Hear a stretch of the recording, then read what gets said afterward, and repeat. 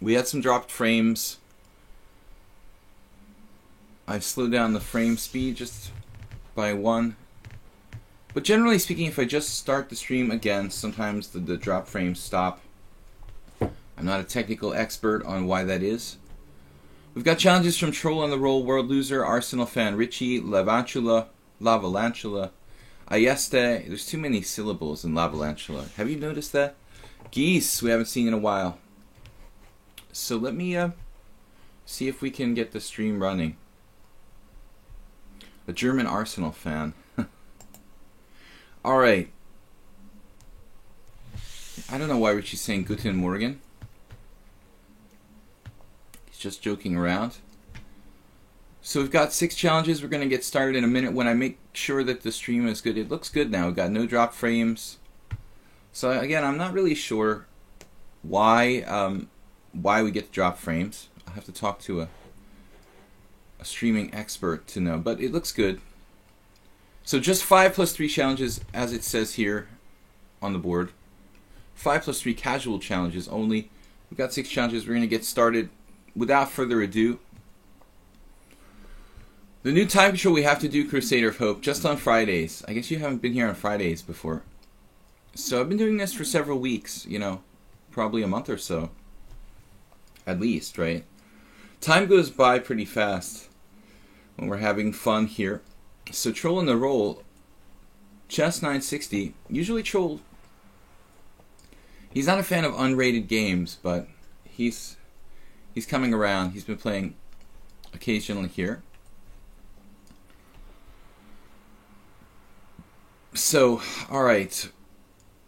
Lately, to be on the safe side, I've been doing a lot of symmetrical answers in Chess 960. We've got the knight on the side on h8. That's very bad.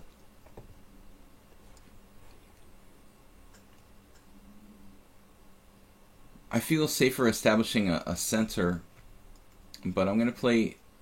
This is going to lead to problems, actually, this d6. It does open my queen. It opens my bishop on c8. Oh, those are good arrows. Now knight to g3, the bad knight, of course. Bad knight variation. How am I going to get all my pieces out? Knight g6. e5, I was thinking. e5, bishop e7. Not really the greatest square for a bishop, but we'll take it. So, symmetry. He's got the f5 square and the first move. The knight could come into f5. It's a little early to be worrying about that. I don't know what else I could do there. I'm sort of sad that I can't play knight g6 and fianchetto my dark squared bishop on f8. We've got to move quickly, though. Troll on a Roll is very solid. His only problem is the time. He's worse than me when it comes to getting in time pressure, which is hard to imagine because I've become like the time pressure addict. I think that the increment has made me worse. It's basically being caused by the increment. My tendency to be procrastinating in life seems to be rising up in the incremental time controls here in chess. I was never really a time pressure player, playing only sudden death time controls. But since I started streaming, I've been getting addicted to getting into time pressure. And it actually, in some cases, works to my benefit. Okay, the knight's not a great square on g3, but I wouldn't be retreating it this early in the opening, though. I don't think that can be right. Troll on a Roll. If I cooperate, it's like hope chess. If I cooperate and play pawn takes pawn, I mean your knight is going to be mighty or mighty good on that square. How about knight e6? Knight e6, we've got knight at knight c5 and maybe f5, breakout move. If d5, knight c5 followed by f5. Any problems? Do you have a problem with that? The knight could go to a4 in the event of b4. He just takes on e5. We are very happy to see that. This will open the diagonal of our bad bishop on f8. So this is a bad exchange for white, I think. Positionally opening up my bad bishop. knight e3. Bishop c5 looks good. He does again have these squares like c5 and d5.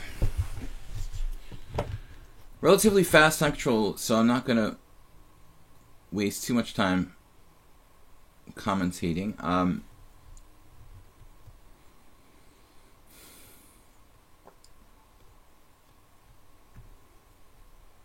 Bishop c5 just looks kind of superficial though to me. I mean, I'm just putting it out there. Ooh, where to put my king?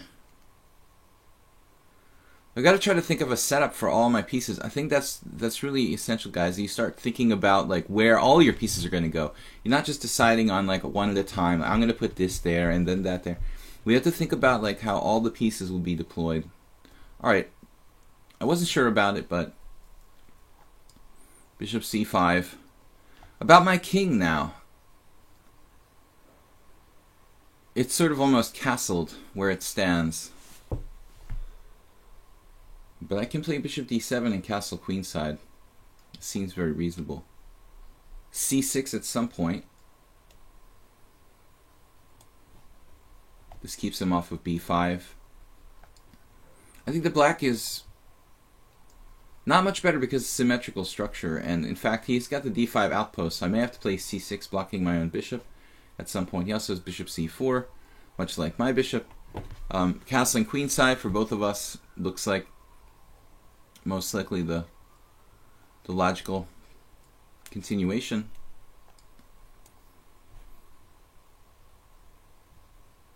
I would imagine Troll on a Roll would copy me here.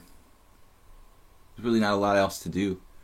Now, there was another possibility of bishop b4, but it's a waste of time. He's got bishop d2. The risk that we run by playing a symmetrical type of structure with e4, e5 is that white does something like, or the opponent does something like go into this exchange with total symmetry. You guys, anybody watch the US Championship yesterday? There was a really, really boring opening between Wesley So, Shankland against Wesley So. It was a Berlin defense. I don't know what the record is between Wesley So and Shankland. I mean, clearly So is a stronger player. But I was wondering about So's decision to play the Berlin defense against a player like he's stronger than. I mean, I don't know. Maybe he just said, okay, Shankland's good enough that I'll give him a draw with black. But it ended up in one of these really symmetrical French exchange positions, and just looked very, very drawish. I didn't see what happened at the end because it started to become a little bit dynamic. Does anybody know if that game was drawn or something crazy happened? Crusader of Hope. You couldn't cope playing on a 3-second increment. Well, you can never go to the bathroom, right? That happens sometimes in tournaments. You get yourself in this massive time hole, and then in the increment stage at the end, like, you just can't leave the board. And the game just goes on forever. It's a real problem.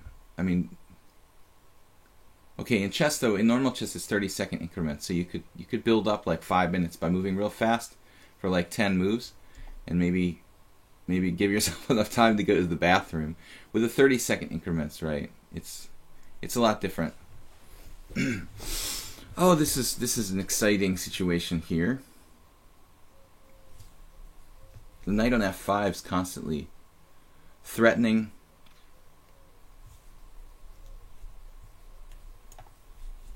Yeah, I don't want knights or anything to come into d5.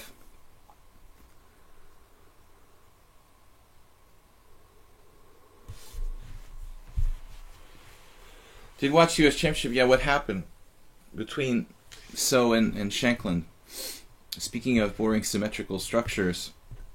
But it started to get interesting. Like, So tried to do something in this completely drawn position, and then it looked like he actually grabbed a pawn on the queen side, then it became imbalanced. Shankland started to get tactics, and I mean, I think it was still a draw when I left, but when I stopped watching, basically, yeah, I thought about the same move as you, rook f8, getting off that diagonal. But it just made me think of this symmetrical structure here, made me think of that. Why would So want to play the Berlin defense against Shanklin, though? I don't know, man. I mean, it's fine if you're playing a stronger player, but why do you want to play the Berlin defense against a weaker player? I really don't quite understand. But maybe he just wanted to... If he wanted an easy draw, he probably could have had one, but he didn't. He, played a long game in a totally symmetrical position. Sometimes it's hard to say what people are thinking. The Berlin defense from a 2800. I don't know. It's kind of strange for me. Yeah, I'm saying it's weird that So would play the Berlin defense. I don't understand what he's doing. It just seems kind of random to me. White's going to play f4. Oh no.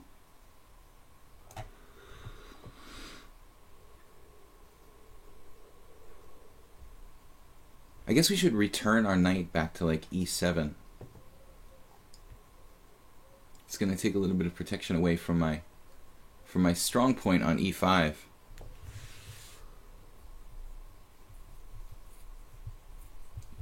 I could see a Shanklin playing the Berlin defense against a So, but the So playing the Berlin defense against Shanklin, I can't really understand. Alright, knight f5, very unpleasant sort of moment for that. How am I going to get rid of that piece? Oh my gosh.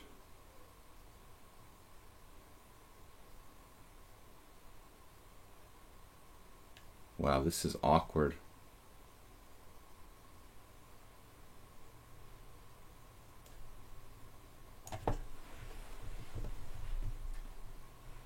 Troll on a roll is better now. But hopefully the position is so symmetrical he can't. Wow, f4.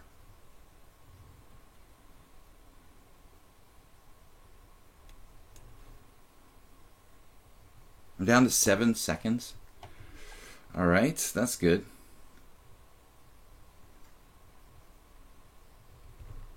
We're just going to try to hold on here.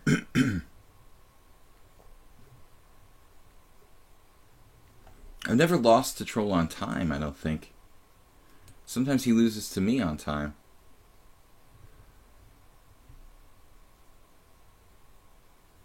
It's kind of an awkward position, though.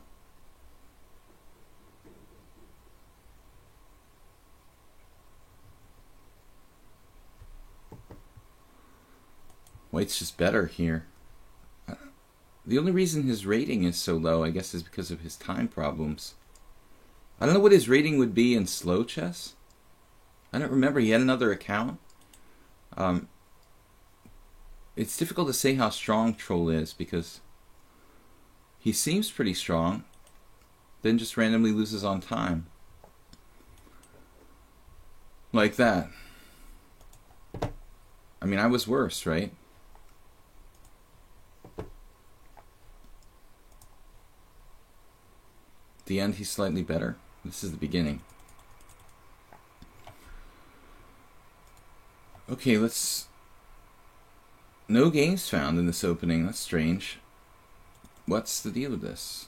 Something's wrong here. I mean, this had to be played.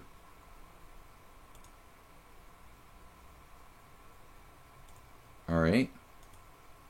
Well, what's going on? What do you mean there's no games found? Oh, it was just turned off. Okay. Knight g3, e5. No, only a couple of games. Wow, no games with e5. That's weird. I can't make a move when I don't see a good one. You had a lot of good moves. You need to buy some new glasses. He wasted some time in the opening, but then his position was good.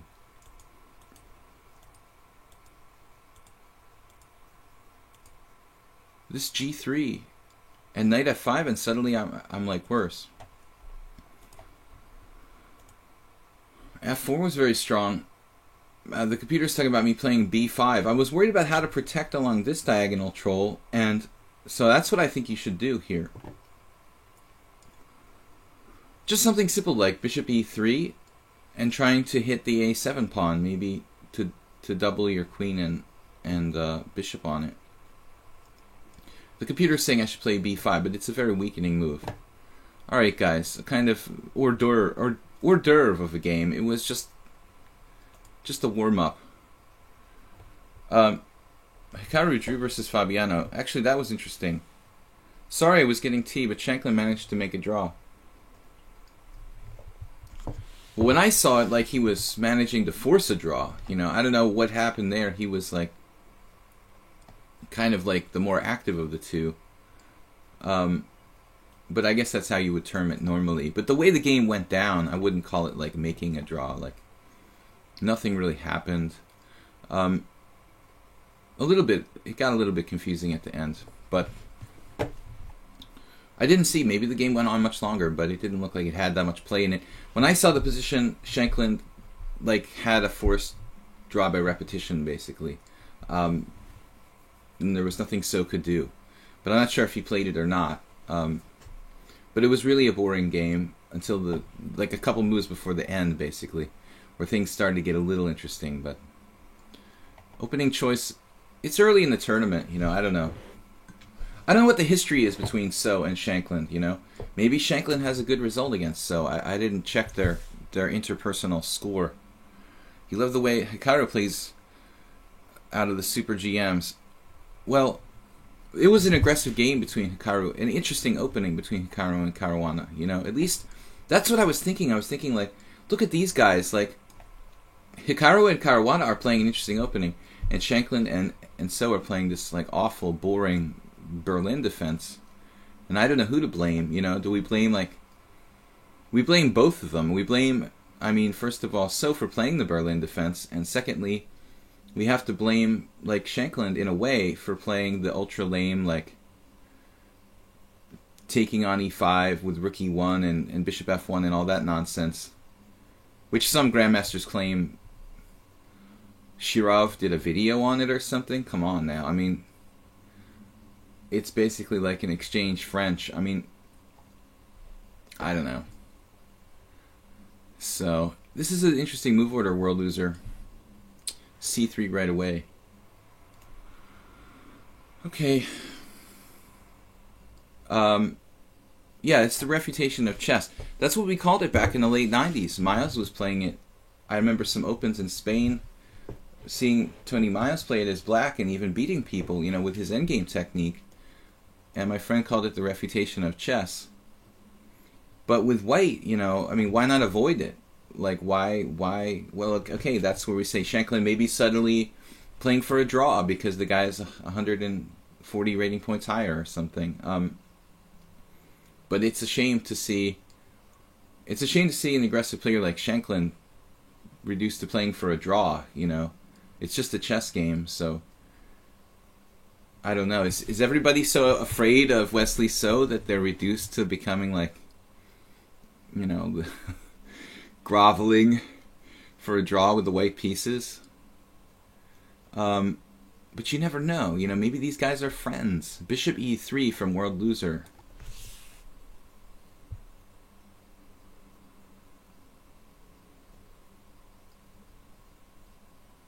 If I play b6, I open a long diagonal. A little bit. Not entirely. But maybe I go d6 instead of b6, I guess. Alright.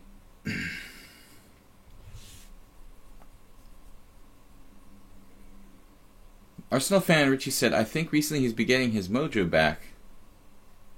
Who are you talking about?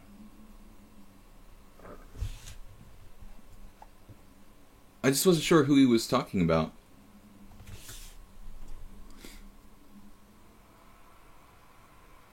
Strange setup with World Loser putting his bishop on e3 here. I don't really know what to make of that. I guess I won't make anything about it. We'll admit it's a strange position for the bishop and move on. He's just making it up. It's a fast game, 5+3.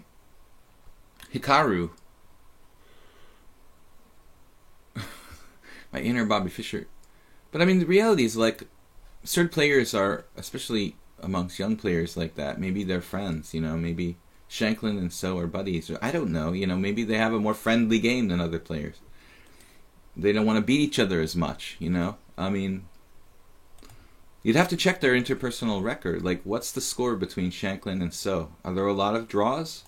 Does Shanklin have a good score, so So's a little bit more cautious than he is against other players? I need a little bit more time to research it. Alright, we'll take your bishop. This is interesting play by World Loser, though. Probably not objectively correct, but trading that bishop off isn't so bad.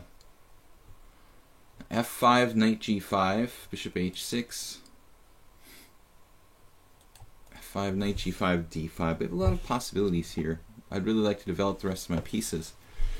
But I see some strange tactics, like bishop e6, d4. What do I do on that? Bishop e6, d4.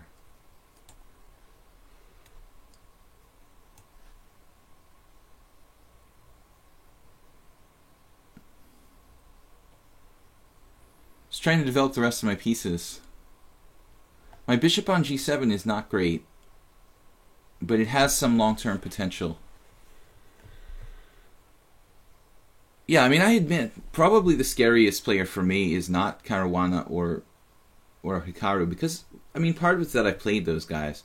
So has more of a mystique about him. He seems, I don't know, he's sort of come out of thin air more than those guys. I mean, I feel like I saw Caruana and Hikaru develop from relatively weak masters to super GMs. It was a gradual process, and when you see something happen like over time, it's more easy to understand it. But with So, it's scarier because he's really, really strong, and I don't know that much about him. What we don't know scares us, I guess. World Loser plays quite cautiously, actually.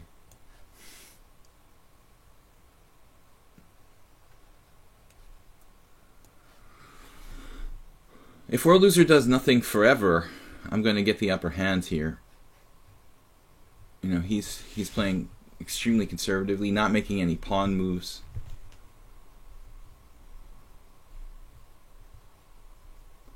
But watching some So games, I mean, I admit all three of them are strong, but for me, he's a little scarier than the other two. Without a doubt. So now what's he doing? d4?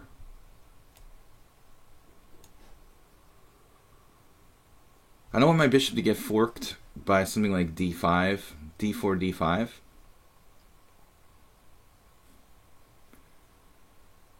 World Loser just will not commit any pawns. I've played such sort of setups with black and the King's Indians sometimes.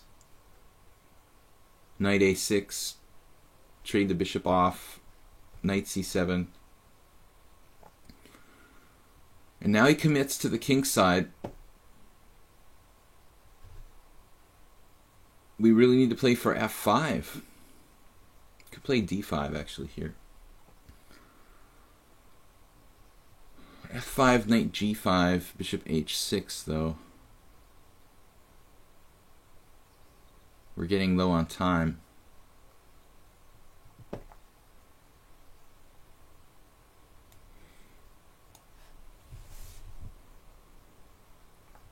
I want to give my bishop the ability to go back to g8, believe it or not.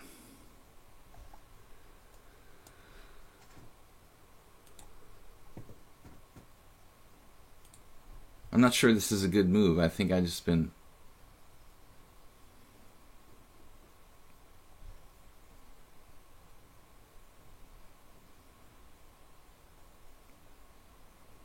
Hard to do anything. To play f5 here, and then I've got all sorts of weaknesses.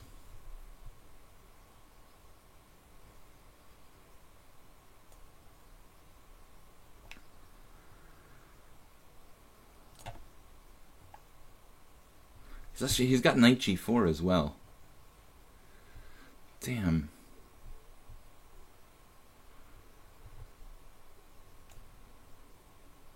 And this queen comes to h5? He can't. I mean, I don't like this. This is freaking me out. Alright. I don't trust this position for me.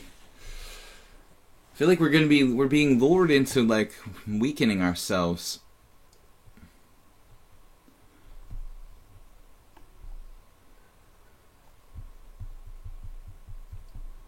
Well, knight to d5. This is not what I expected.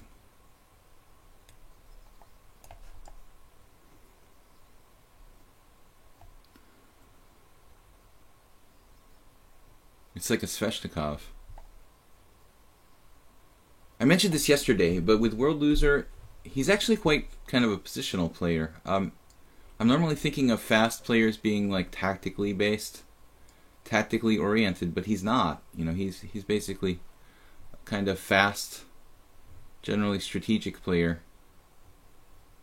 What am I doing here? Maybe I just have to break down and go into opposite colored bishops. I hate this though. Didn't really want to do this. Okay, it's more or less equal.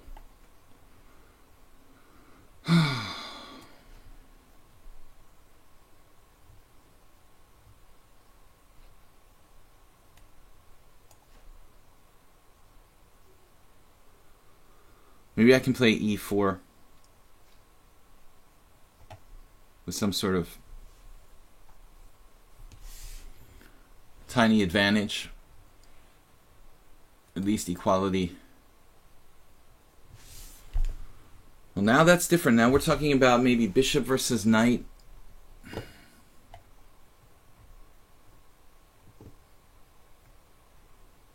The time problems are making me crazy here. We have a healthier pawn structure. I decided not to go for this. He's got a minute more than me.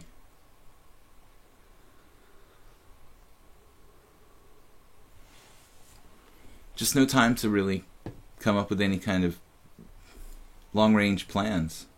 Queen a5. Queen a5 looks like a dubious move, to be honest.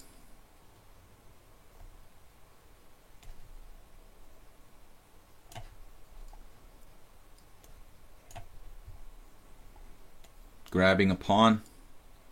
Hit and run. We're a loser.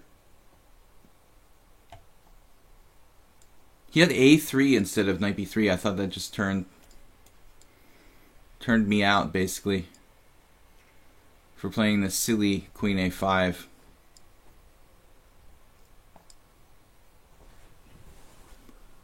Now what? Well, his queen side is not quite as intimidating as it once was.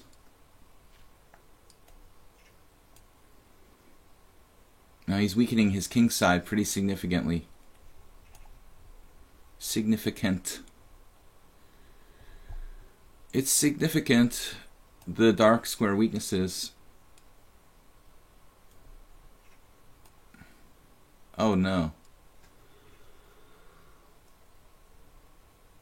Well, I don't know what I had there better than rook e7, but this is going to be a minor issue.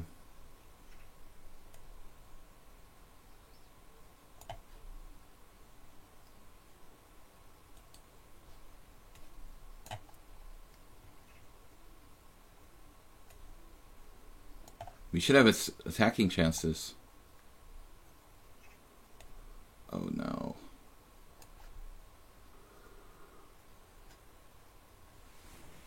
Thought you'd see it my way.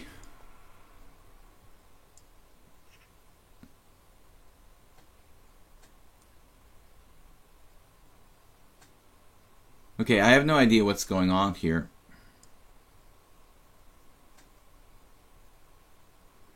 Your knight is trapped if you take on d6.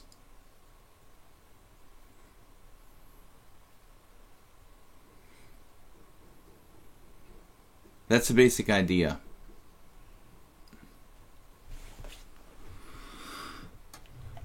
It's not trapped. Oh no. Oh no. I had a hallucination. Oh my god. I had a hallucination that he had knight c8 protected by his bishop on h3. Okay, so now it's... Like, it's a matter of some pawns for a piece.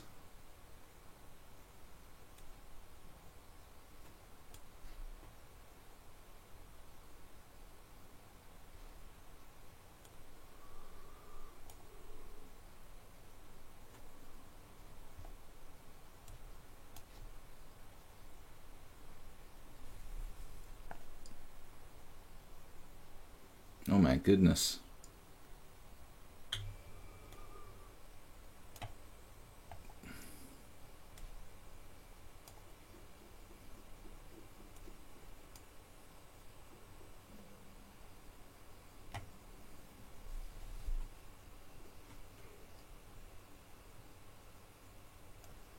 I just hung my c5 pawn. I was probably clearly better, but here I think I have to make a draw. This is gonna be, if I don't take the draw here, I'm gonna be worse. I mean, this is a correct draw agreement. I have to take this. Apparently I could have played queen takes b2 check, but it's a scary move there. I was clearly better. But he's so fast, it's hard to find the right moves. Alright, 8 seconds a move basically. 3 seconds a move. Good game, World Loser. Interesting play. It's likely I'm going to make a mistake at some point when you've got me in that kind of time pressure constantly. With like me having 3 seconds, you having a minute.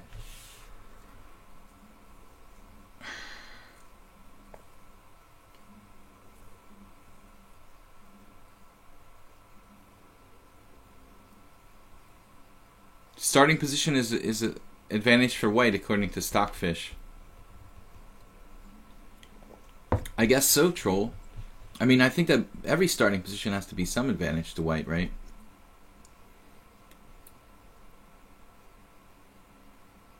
Arsenal fan Richie. Let's play e4. Yesterday I was playing just knight f3 and c4 all my games. Good game, World Loser. Really strange, sort of hyper-modern play without committing any central pawns. Interesting.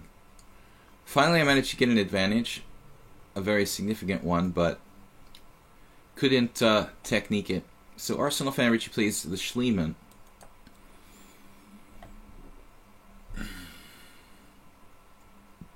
Let's see what you got. I don't know what's better, f takes e or knight f6. I think I've played knight f6 myself on occasion. Theoretically, I'm not that well booked up. It's the only thing I'm really worried about. The GM tournament I'm starting tomorrow, I always feel like my only real big weakness is my opening repertoire, you know, isn't that well prepared like some players. So I feel like my weakest point is my lack of theoretical knowledge in the opening.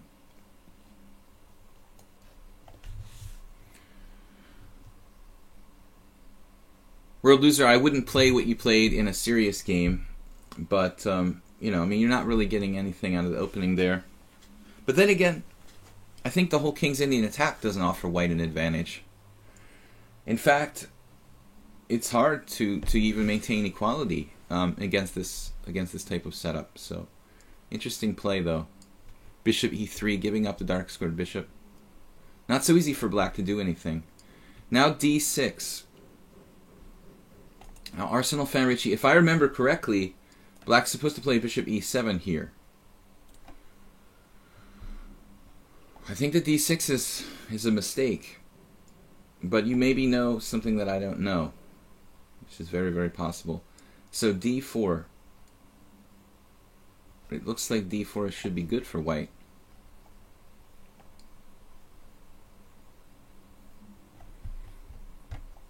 Sorry about yesterday. Hope you read my message.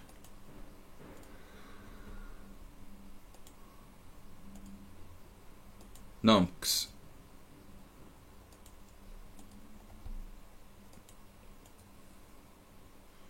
Bishop d7. It's kind of weird. I guess I have to take on e5 here. I mean, at the very least, we should end up with a better pawn structure. Okay, I technically open up his bishop on f8.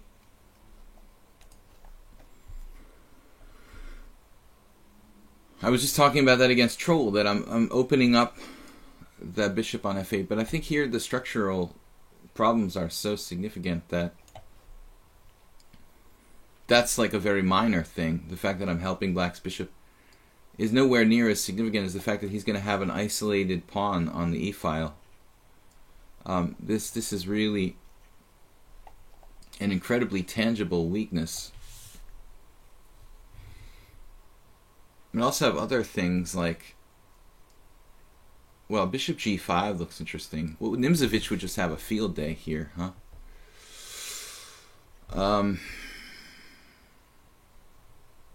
We could just castle and be slightly better. Bishop takes d7.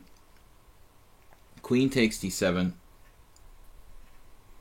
I'm not that convinced by it. He could actually castle queenside. I don't want to help him to castle queenside, I guess. Bishop g5, bishop e7. Bishop takes f6. Bishop takes f6.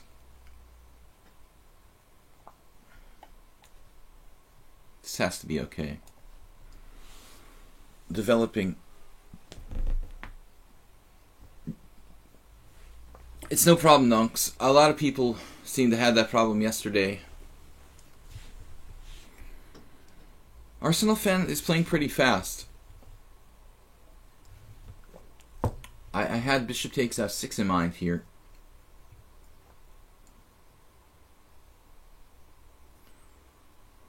Bishop takes f6, followed by queen h5 check.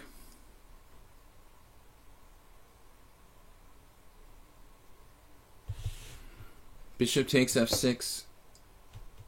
Just so you guys know, d6 by Arsenal fan is not really a good move. I'm not sure it loses by force, but it's not best.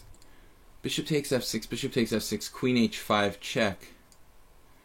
And then I suppose he could like leave his king in the center with something like king e7, king f8.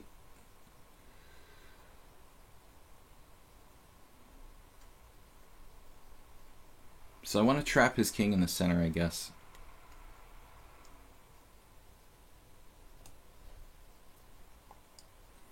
And, you know, worst case scenario, maybe play... I mean, I could simply play good knight versus bad bishop, like bishop takes f6, bishop takes d7 check, clear advantage to white. But I guess a minor piece ending against Capablanca might not be enough for white to win, you know. It's a lot like the famous, if we trade all the pieces off except for knight and bad bishop, and Capablanca put his king on e6 or something, maybe it's still a draw. There's a famous Flora Capablanca game that was isolated d5 pawn, bad bishop on d7, and like king on d6, and white was unable to win. Flora Capablanca. Bishop takes f6. You'd have the same thing here with the black bishop on e7, pawn on e5. One weakness and a bad bishop, but you can't win. Bishop takes f6, queen h5 check. Try to maroon his king in the center. Playing on the white squares. Uh-oh. For some reason I thought this was good for me. Well, he's at least going to lose his right to castle. We have some nasty moves here, like queen h3. Queen h3 c6, though.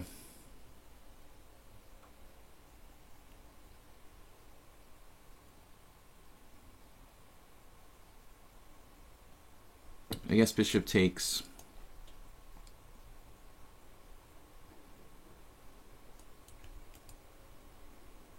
I guess this isn't healthy for black.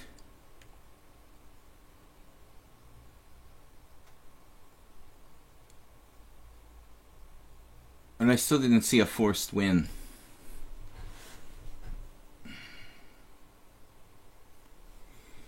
Rook d1 check.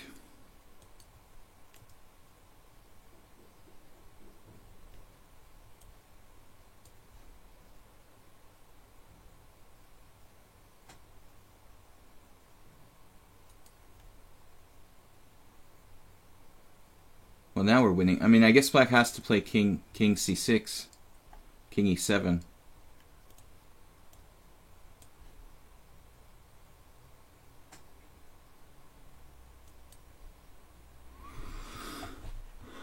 Somewhere where there's not an immediate check. No, I guess the king c6 wasn't good enough, right? So you had to play king e7 only move, so that your bishop is protected. Maybe it's a winning king and pawn endgame. It wasn't good. We can go over this quickly because it's a short game, but... Okay, here is correct, and now d5 is the main line. Okay, bishop e7 is a move, but it's not the main line. Actually, d6 has been played. I don't like this d6, though. Maybe it's not bad. d5, I forgot. Okay. Actually... That's strange.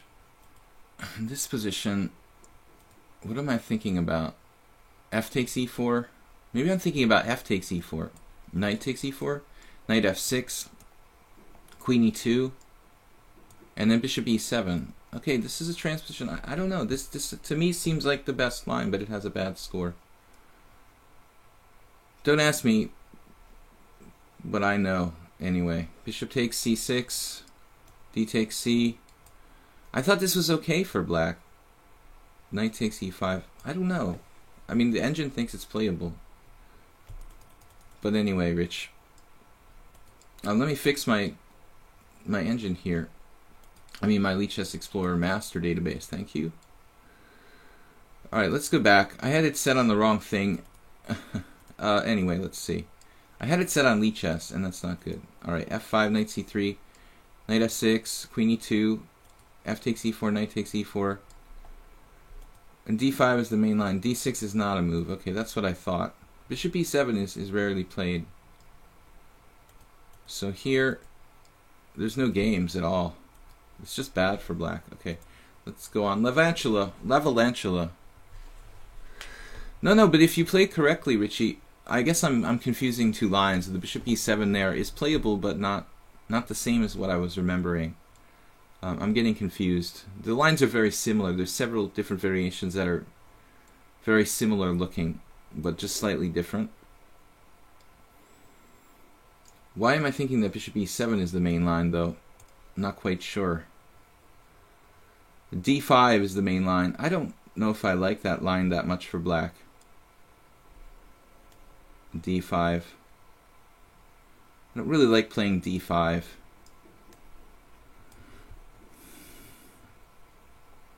I definitely had another game with the guy in a tournament once with white, but he was a weak player, and I won easily. I try not to trade knights on f6 and help you develop. You could have played king e7 at the end, not losing outright, I guess. A lot of challenges today. The 5+3 time control seems popular. I think that people, more people are into the Rio Blitz rather than like 8+3 sort of drives some people away. They're like, I don't want to play that, too slow. So 5+3 is going to attract more challenges, definitely. But it's good because we can play more games. Listen, guys, this is the last stream for me for basically 12 days. I'm going to play a tournament here in Budapest. First Saturday GM tournament. If everybody shows up, starting tomorrow, I'm going to post the results in a study and in my team channel here, or team forum on Lichess, and a link to where you can see the results. You guys can check it out on chessresults.com. If you look under Hungary tournaments, you'll find it in there. Levalantula, I think I had this with him before. Maybe I'm a little bit bored with that variation we played before with A6. What else can we try? something creative. Really not that much room for creativity here. I'll play e6, play the English attack with black. Let you play an English attack. It's not necessarily a Najdorf because I haven't played a6.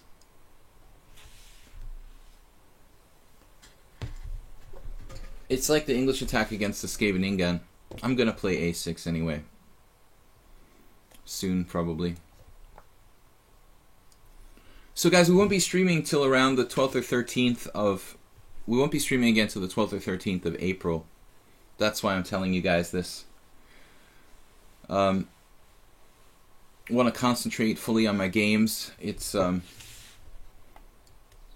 pretty difficult to play a serious tournament and to try to do lessons or streaming while I'm playing. So I believe in focusing on one thing and doing it well. A6 is a nice move. A6 is definitely, that's the next move.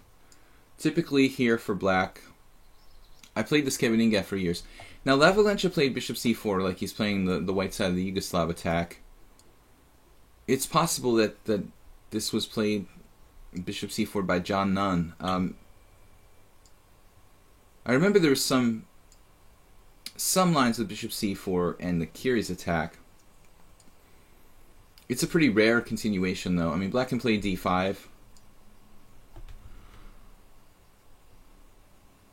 seems kind of strange to play bishop c4 here. I mean, I guess I have a lot of options, not only d5, but we could play more typical kind of stuff. But let's be principled and play d5. If you play d5, you get an isolated queen pawn type of position. I mean, you're not going to come under the same sort of powerful kingside attack that white would normally get in most lines of the English attack. So this is kind of a stabilizing move. Nose is really itchy for some reason. Some people have strange superstitious beliefs about that. What does it mean if your nose is itchy? I think it means that there's pollen in the air and it's spring. Queen b6 was a move there. Queen b6. Queen b6 where? Not here. Not as long as his bishop's protected on e3. Wasn't e5 and d5 possible after f3? You're getting your lines mixed up. Well, e5 is definitely possible. It's just not a line that I really like to play. It's a line of some kind. It may be a critical move, but I don't really like it. I'm not used to playing those structures with black, really. I don't play the Sveshnikov.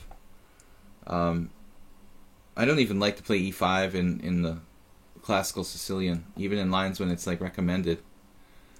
So now, I wonder if we have any kind of weird intermezzo here.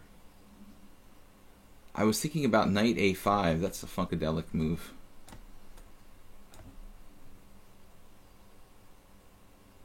Knight a5. A timeout. Timeout, your bishop's attacked. For example, knight a5. Well, I've fallen behind in development again. I mean, he could do like bishop anywhere. Bishop b3. Take. Wouldn't be that much different from the line he normally plays. Actually, knight a5, bishop b3 takes. He could take with the knight and leave me with an IQP anyway. So it's kind of tough to say here what I should do. Knight takes or take with the pawn. Take with the pawn, keep the pieces on. Maybe I have bishop b4 sometimes. Not really, because I'm just having a conversation with myself. You know, this move might be useful if say, like, he didn't have f3, but it looks like he's got the e4 square under control. Bishop b4 doesn't really, the pin doesn't really do a whole lot here. He's really used a lot of time, though. So I'm not sure what I'm supposed to do. I go for his bishop with knight a5, I guess. Rook e8 is a normal move, of course. In such positions,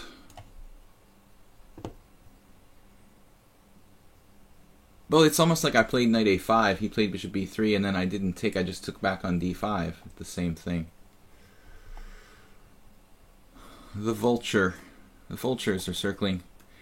And he castles queenside. He could castle kingside. It might be a little bit more on the safe side to castle kingside, but I like Waite's position here.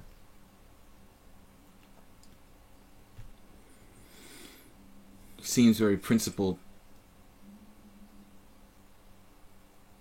I have no bishop d7.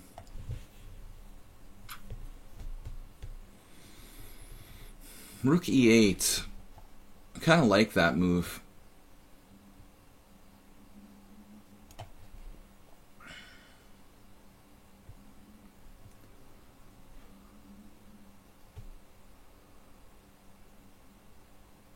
I could play knight to c4 there and let him take on c4 with the pawn. My pawn is kind of weak. I'm not sure I'll be able to hold that.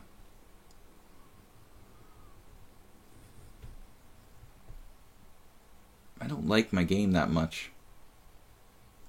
Now this move is double-edged. Bishop a4 though. Because ultimately, I mean, the c4 square is there. You know, whoops. Got some threats of knight c4. Knight c4 and bishop a3 type stuff.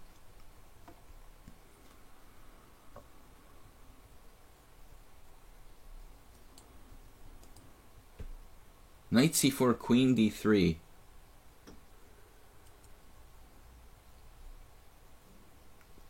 Then what?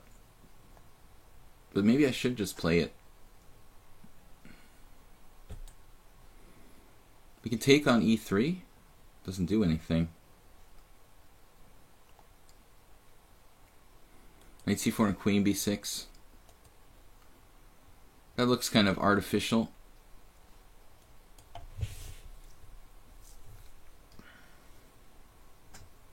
No, he's going back.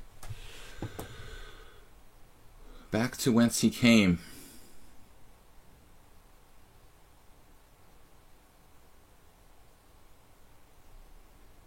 Bishop a4. I mean b4. Rook c8.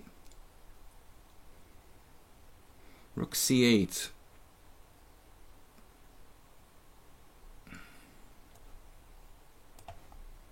Now all our pieces are mobilized.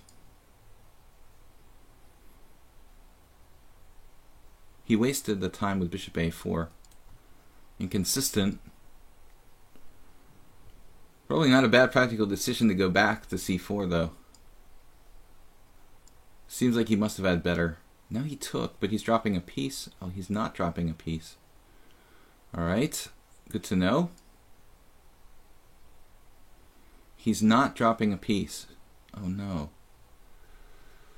I guess we're sacking a pawn, huh?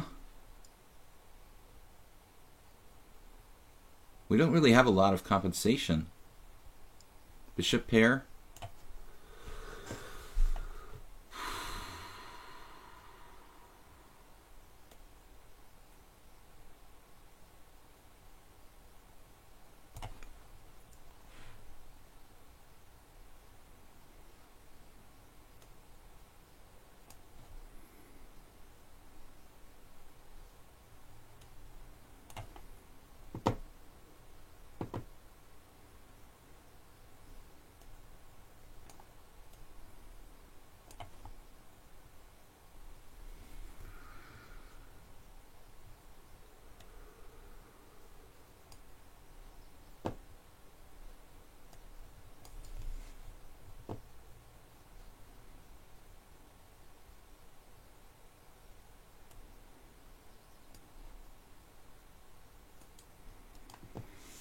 Super fast.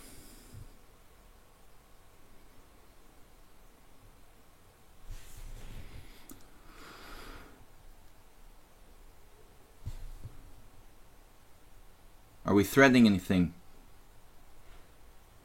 b4, I suppose.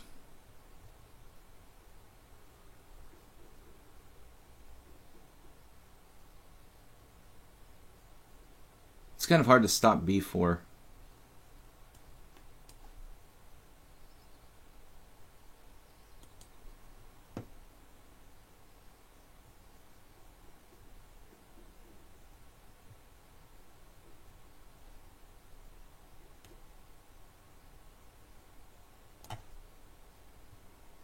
I see.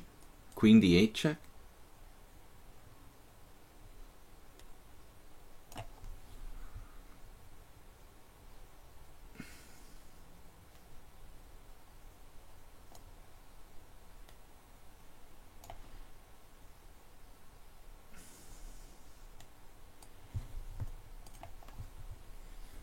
Oh my goodness.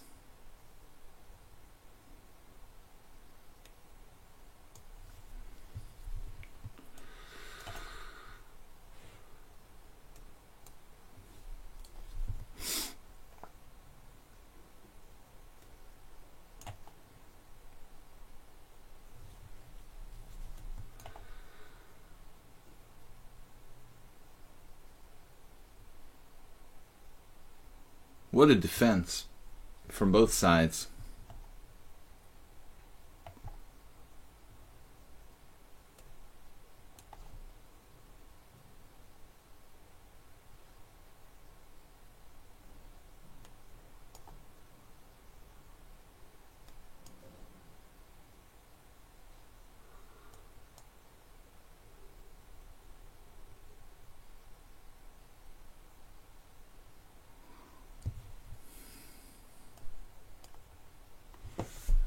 Yep.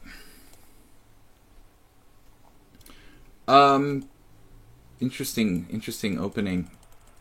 Bishop c4 must be a really rare move. There's no games of this. Yeah, there's a few.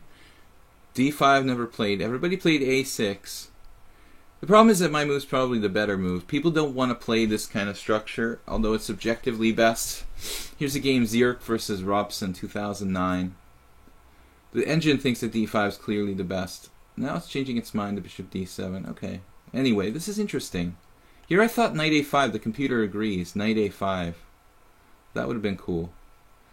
Alright, guys. Let's play some chess here. We got a lot of challenges, so I'm not going to take time.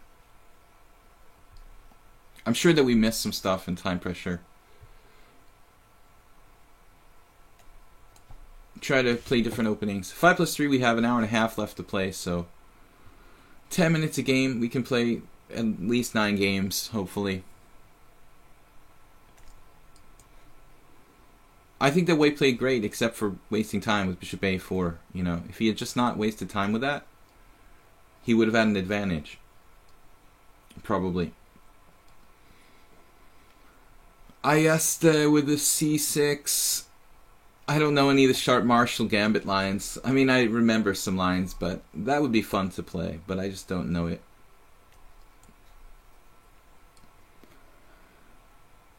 The pawn triangle. Cool, we haven't had a Stonewall Dutch in a long time. It's been ages, actually. We had one regular opponent who used to play the Stonewall Dutch, and he's been disappeared for quite a while. And even he wasn't playing the Stonewall Dutch anymore. I think at the last time he was playing on the stream. So it's fun to have a Stonewall Dutch. When you haven't faced it in a while, it can get kind of old rather quickly. But so this line with Queen c2 is something that I was never aware of years ago. I always played very classically on the white side of the Stonewall Dutch. According to Petrosian, I mean, you're supposed to put your knight like on d2, you know, and play knights through this route, e5. I always played this classical Botvinnik, Petrosian kind of Dutch. But here, this Queen c2 is a very, very dangerous line. b6 right away.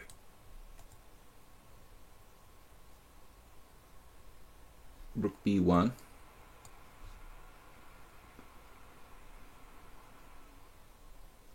And we try to break up his pawn structure with the minority attack, basically. They all like to play this Stonewall setup, but this is not your standard position.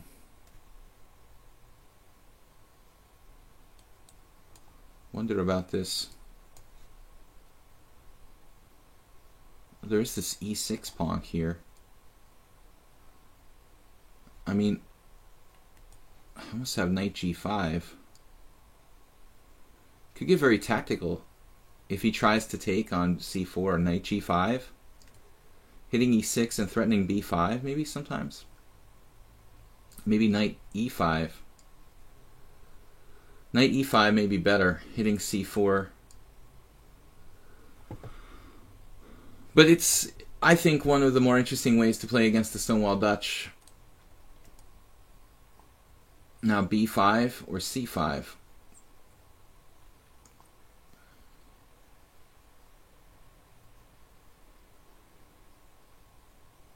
b5, rook c8 or something?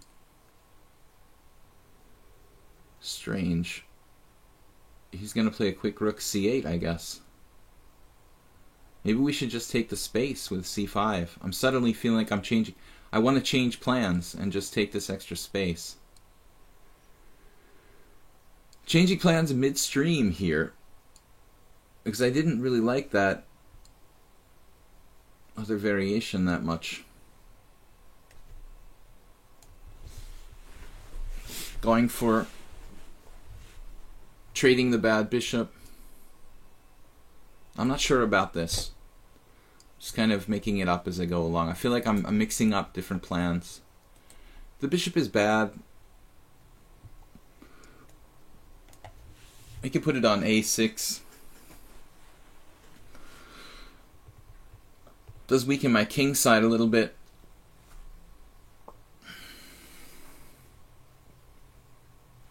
Numps thinks b6 was too fast too soon, but that's the modern way of playing this opening.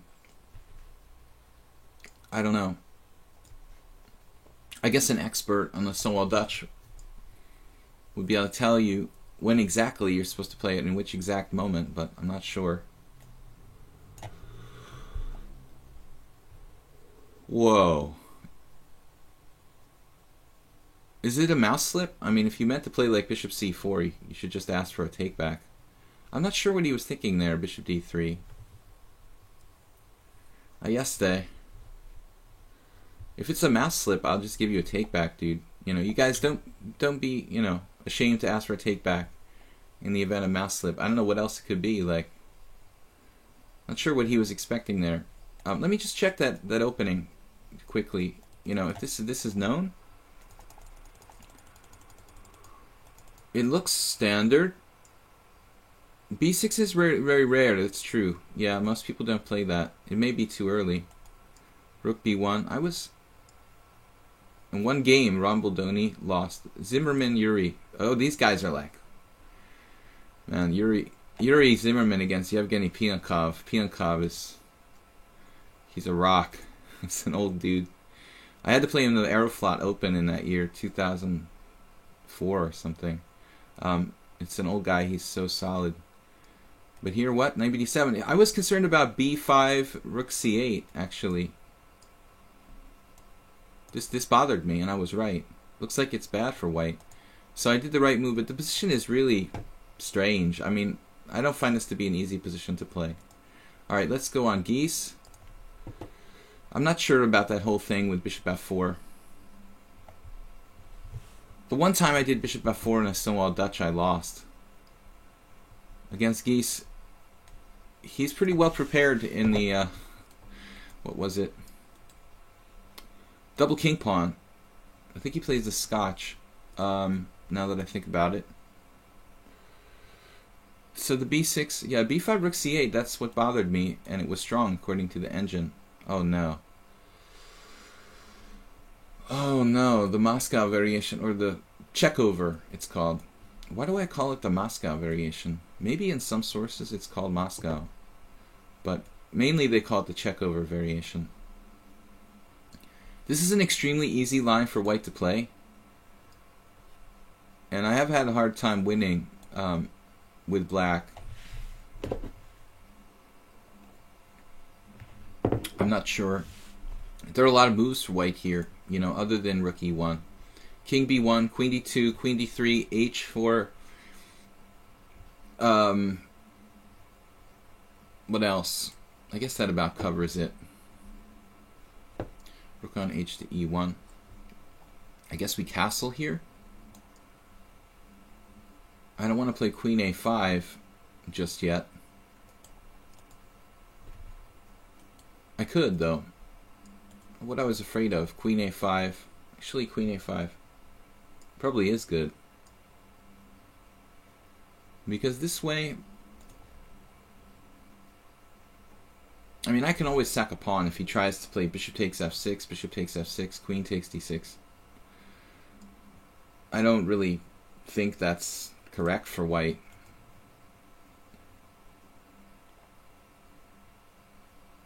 I can take on c3 at any convenient moment. Have compensation, I would think. We can also play g takes f and play a deep Botvinnik type of position.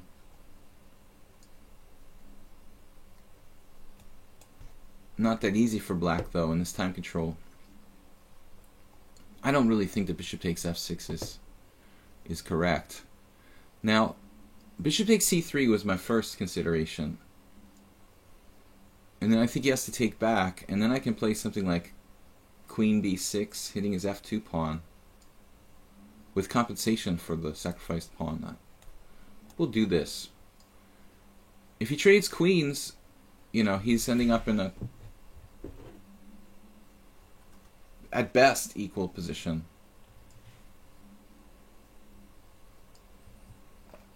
I don't know if this is normal or not. I mean, it seems really lame for white to play like this. But I guess, you know, it could be some kind of forced draw, basically. Now, I guess I have to take the pawn back. I mean, that was my plan. So this seems like, at best, you know, white's fighting for a draw in this position. He's got a worse structure. The kings are probably both heading toward the center, but maybe black's king has more convenient access. e7, I mean, how's he really going to get in the center with the king from b2? And he's got the bad pawns, potentially the worst minor piece. I think that Geese did this once, now that I think about it, way back in the distant past. I recall some kind of game he lost in this line. The engines are doing a lot of screaming. Well, bishop takes f6 doesn't seem like a great move. You know, most professional players aren't going to play that. But I mean, there's a question about just rook e1, you know. Is that really the best? I think not. I think the rook stays on the king side and white tries for a king side attack, keeping the queens on the board. You know, that seems to me, without a doubt, the better. Well, it looks like I can't avoid an exchange of rooks here. Well, that's not true, actually. I could avoid an exchange of rooks. We could avoid an exchange of rooks. Do we want to avoid an exchange of rooks is another question. The minor piece ending after rook d2, take, e5 is slightly better for me. He didn't go for it. Wow. All right, the bishop. The bishop is an angry bishop that will come out more powerful than ever, according to Steinitz. When I almost dropped my... You're wondering why I just like freaked out. I almost dropped my coffee mug off the side of the table, but it's all right. f4. Good try. King in the center. I like this better and better. Good structure, good minor piece. Weaknesses for white. Still, it's not easy to convert. Probing the weaknesses.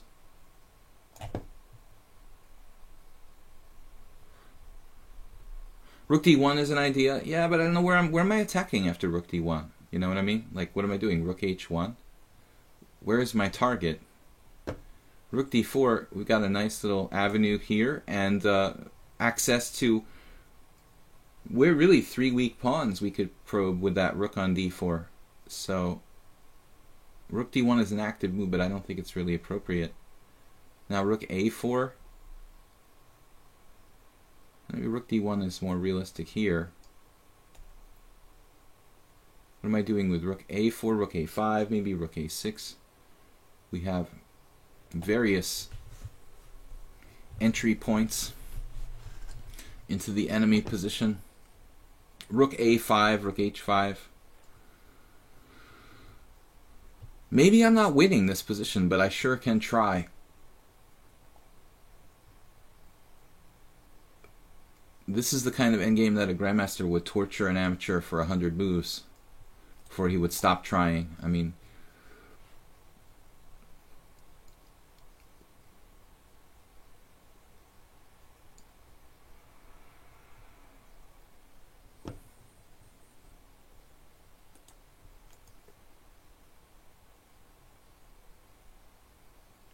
f6. Oh no, f6.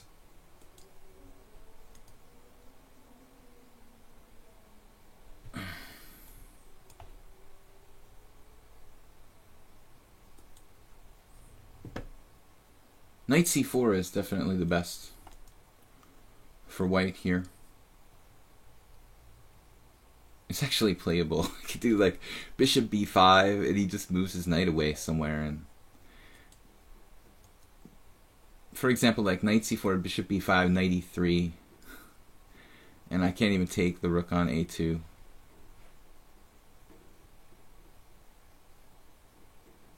I'm not sure about the timing of f6. Maybe I should have waited a move before doing that.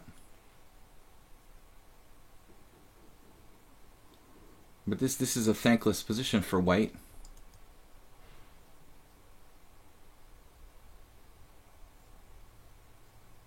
Of course, he'll try to play e5 and put his pawns all on dark squares when it's kind of hard for me to make progress.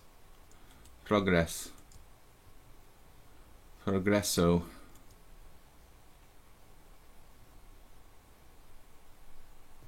I don't know if this is enough to win. I mean, we really have a big strategic advantage, but now bishop b5.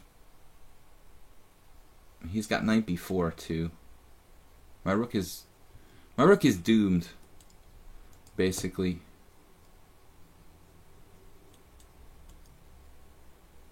We're gonna have to play rook a5, I think.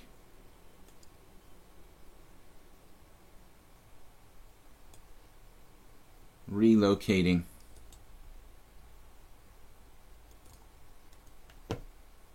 It takes the pressure off of his pawn on e4, unfortunately. We're only slightly better. Not a winning position. I should have played it before rook a4. h5. Oh, you mean f6 before rook a4, possibly?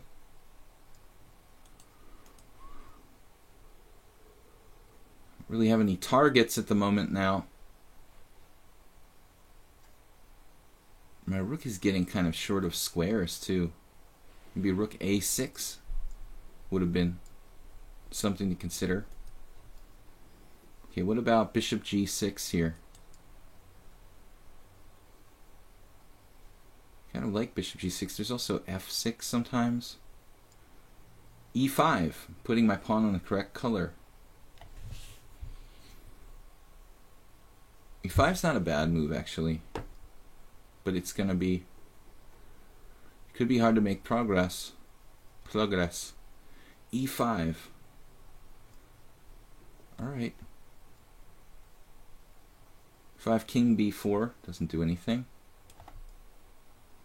I thought he could have played e5 himself. Now I'm fixing his pawn on the white square.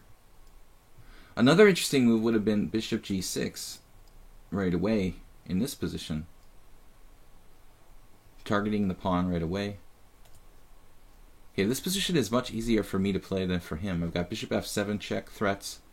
That looks like a very dangerous possibility.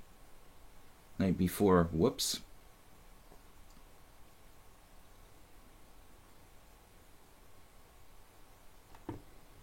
I definitely underestimated that move. Oh, man.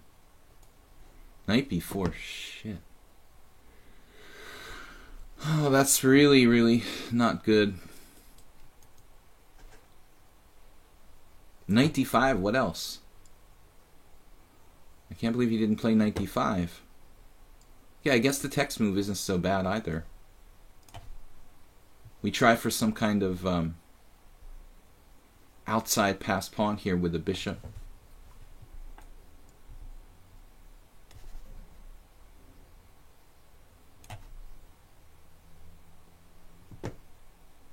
But I really think he could have played knight d5 straight up.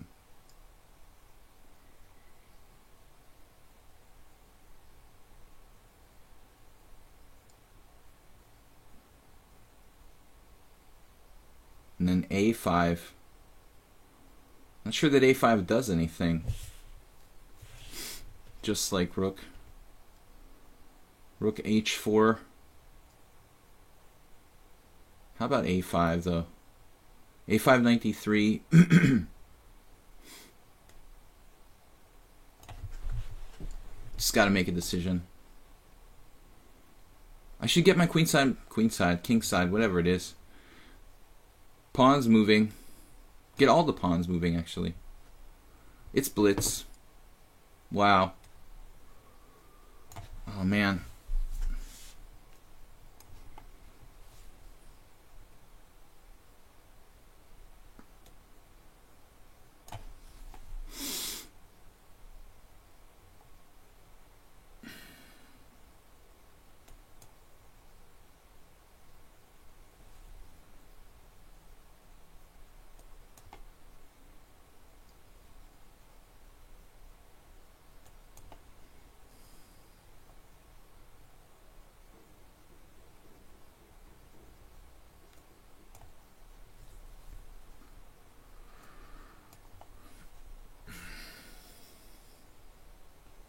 Sorry about that.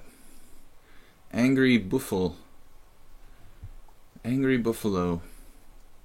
Yeah, I guess it's a draw with best play. It was getting totally random at the end. Unfortunately, my technique not really perfect. Time trouble every game. Yeah, it's 5-3. It's blitz. It's not our usual A+3, but I always have time pressure anyway when I'm playing with an increment. I'm addicted to it. I can't help myself. It was hard to win that though. I mean, I'm not that much better. I have a slight advantage in several different ways, but not that simple. Angry Buffalo playing a line that I played myself with black. This is a funny line. I like this. Yeah, now maybe Queen e7 is better than Bishop f5, which is a very subtle point that, like in Encyclopedia of Chess Openings, Bishop f5 is considered the main move, but it may be that Queen e7 is actually better, strangely enough. Alexander Ivanov played Queen e7 against me, and he lost, but not because of the opening. And I was like, whoa, maybe that move order is actually... It's a risky line, sort of dubious for black in any case, but I think there may be a difference between those two moves. I've been fortunate both times I won against decent players with white in this opening. Dominic Chiba and Alexander. This looks like a good game. Black really needs to get something concrete, you know, or otherwise he just doesn't have any center. Angry Buffalo is sort of experimenting, I think. He's not an old Indian Nesmedina variation or whatever we want to call this expert. But then again, few of us are. Who did I see that plays this line for black? There's some specialists, but they're very, very hard to find. I guess we'll just eat a pawn. I mean, and now what? Bishop f3? Trying to drive Mr. Knight away? Black has some sort of compensation there. I thought h5 was interesting. Maybe I play h4 now? And now b3. Denying him that b-file counterplay. We're basically a pawn up. Black doesn't seem to have a whole lot of compensation. Not sure about this, though. Trying to carve out the e5 square for his pieces, it looks like. So we do e3. That's sort of weakening for me. I'm not that sure about this. I have just one pawn. Wow. Angry Buffel. Didn't seem like he knew what he was doing in the opening, but he's getting some kind of compensation at the end of the day, no matter what I do. Castle and queenside is not really attractive. And now knight f8. Knight f8. Not sure what it does. Just puts the knight on e6, h7. Okay, that's kind of random. h7, not a great square. I'm starting to get some plans now. I think I finally found a plan. My own knight maneuver. Going to f4. We could take either way here. Pawn takes, queen takes, knight takes. It's all good.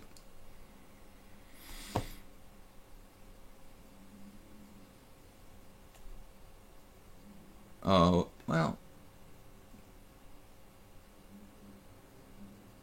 I know what's going to happen there. Yeah, maybe I should take with the pawn. Fixing the pawns into one island on the queen side, this pawn island's pretty strong. I mean, this is also going to take away like knight e6. I was afraid if I take with the queen, he actually goes back with knight f8. Now he's threatening my h4 pawn, which might not be the biggest deal in the world. We have bishop c6 check.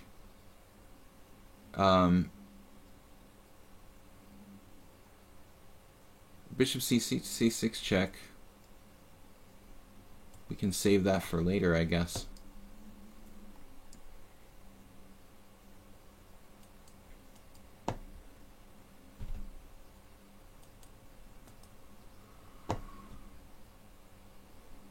Pretty irrational situation, isn't it? I guess we're just taking on g4 in some line. Taking on g6 and then taking on g4. Does that make sense? Take on g6, take on g4. That looks good.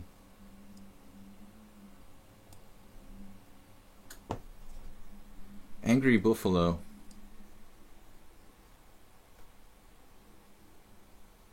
I mean, I don't see any devastating moves. I can play bishop c6 check, but it doesn't do anything, and this knight is really irritating.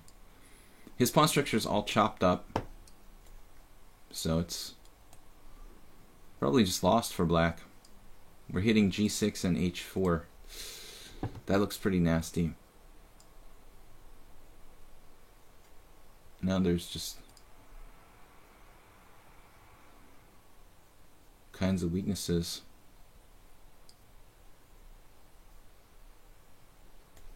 It's not over till the fat lady sings, as they say.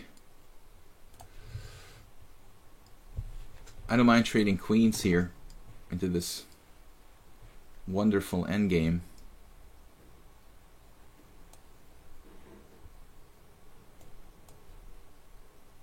We're 2 pawns up. Pretty much no compensation. Black has a bad knight to boot. So it should be an easy technical win. g5.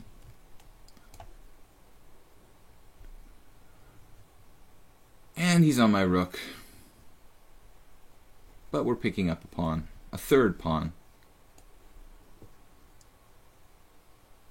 Oh no, 4th pawn.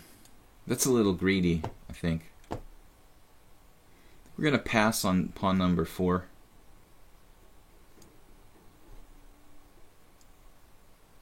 Pawn number 4 is just stuffing yourself to gluttony. We're going to put this guy on g2, b2, whatever it is. Rook h2 check isn't a big deal. He gave up. Angry Buffel. MM's love. Okay, if it's not an established rating, I can't play. I'm going to pass on the challenge. I need you guys to have at least like 50 games.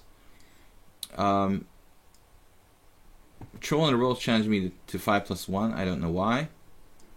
So 5+3, casual chess. Everybody should have like 50 games or so. Next time, perhaps. Can you guys call a...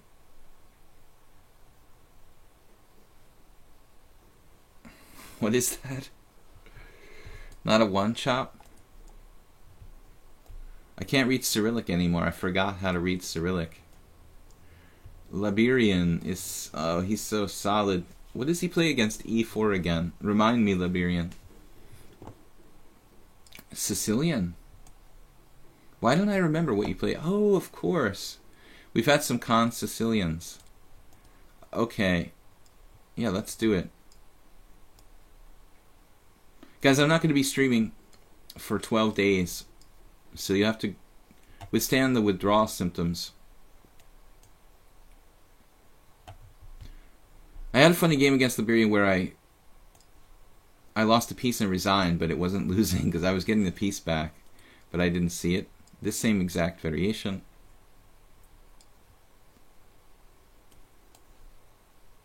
I guess this is a main line in the con. There are various setups white can use. A lot of players play g6 instead of Liberian's like d6.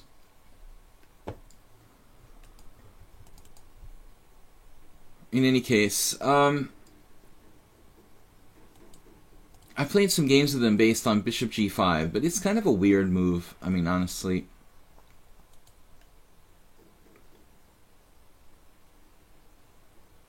Maybe I should try to play more solidly somehow. But he's playing very fast. h3, rook d1. Where to put the bishop is the problem. There isn't really a great square. I mean, I guess e3 is possible. Something about e3 bothers me. So that's why we go here. It just like it gets it out of the way. This is our previous game.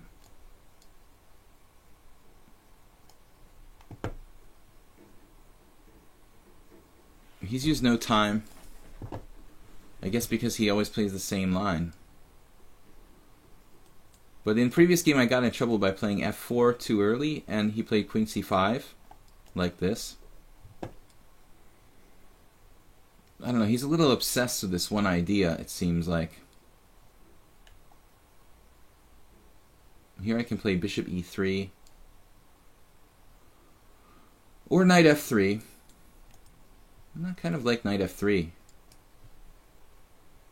That's actually a normal maneuver in this variation. So it seems strange. He's really got a one-track mind about playing queen c5. I mean, it doesn't seem like a sensible, normal kind of thing to do. I mean, the queen normally staying back, hedgehog formation, not going forward where it can be attacked. I think he's a little bit hung up on this one idea. Cyrillic. Right. It's not real Cyrillic, it's Cyrillic.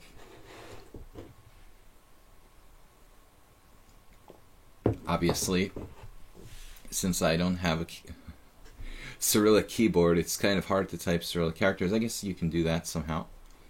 But there are ways to arrange that, I suppose. But I had 3 semesters of Russian, 25 years ago, and I should remember more than I do. It's just that if you don't practice something, it just goes out the window. Bye. Later, Memoria. Knight f3, actually, probably I had 4 semesters of Russian. What am I talking about? It was a long time ago. But almost didn't finish the university. Thankfully, my Russian professor was a very kind lady who felt sorry for me and let me get away with being like the worst Russian student ever. But don't ask me why I studied Russian, because it was the stupidest thing I ever did. I should have studied Spanish, which I already knew to some degree and would have actually progressed to a level where I could have spoken fluently something. Now I have 3 languages I can't speak, but I just know a little bit of, like Hungarian, Spanish, and Russian. Not really fluent in any of the 3. Would be good to just be fluent in one other language. B6, right, so this is the standard hedgehog. Let's just make like normal moves. Actually, rook d1, I'm not really sure about that. Been talking about the queen on c5, but you know, talking is one thing and doing something is another. He wants to play queen h5, I guess. Can we direct our energies at trapping his queen? Not so easy to do, unfortunately. Bishop e3.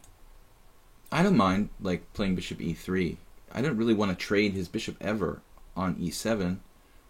Now he goes back. I expected him to play queen h5, so he must have smelled a rat or something. Actually, I thought queen h5, maybe queen h3 followed by queen d2, knight e2, and try to trap his queen with knight a5. But it's all just a fantasy. I mean, he can just... I gotta stop knight g4. Usually that's a square black likes to use. Looks like a standard-ish position. Man, this is actually a really solid opening for black. If you do play the Sicilian, they call like the e6 Sicilians the solid Sicilians. They being some chess authors. Do I want to even play b3? Could weaken myself along this diagonal. White doesn't really have any plan or attack here. I don't like this. This Marazzi position is kind of frustrating. I have like a super lame, an ultra lame Marazzi. Even h3 looks stupid.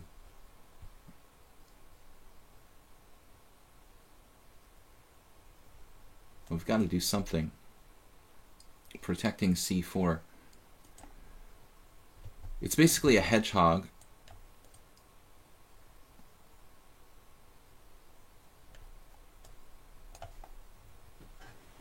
Basically a hedgehog, and I don't have a real active plan. I mean, I'm stopping him from playing b5, stopping him from playing d5, but what's my plan here? Not sure. This is kind of a typical situation. Knight takes e5 would open up his bishop.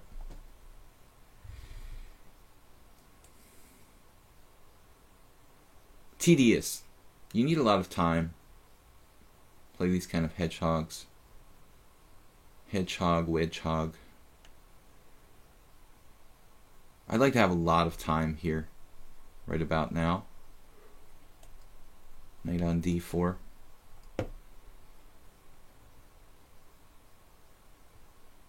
Maybe we can set something up tactically. 5 minutes. The black is better in hedgehog or Marazzi in really fast time controls. I imagine like in bullet chess, it must just be a massive advantage to play against the hedgehog. It's really hard for white to play fast enough. You know, you have to think a lot. Whereas with black, it's not, you know, just kind of reactionary. Knight a4. Knight d5, sacrificing a piece. A little over the top here. Not really sure what to do. Why my time just goes away. Oh God, I don't know. b4. There goes the queen side if I do that. I refuse to give in.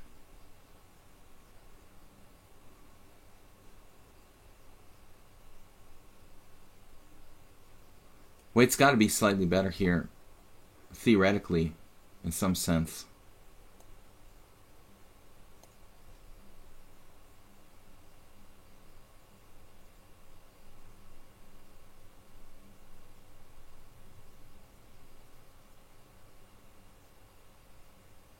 Trying to come up with some kind of idea. But I don't see it.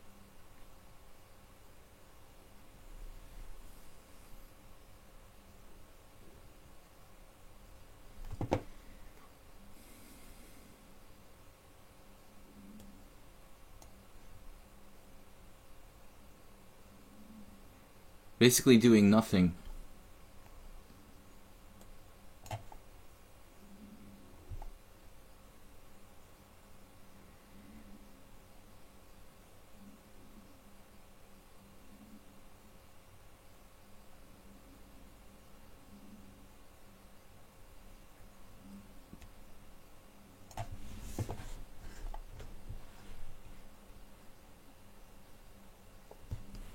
Standard hedgehog. Totally equal. I decided to try to do something here with f4. It's a little bit risky. Of course, he plays this. We got to get off the line with the queen.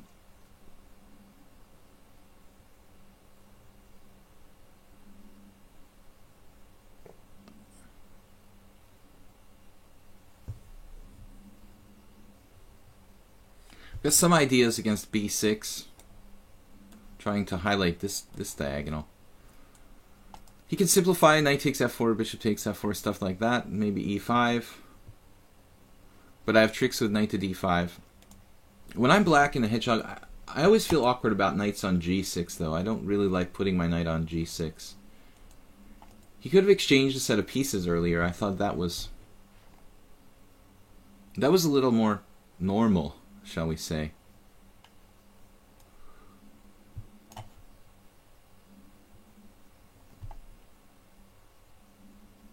One minute against 20 seconds.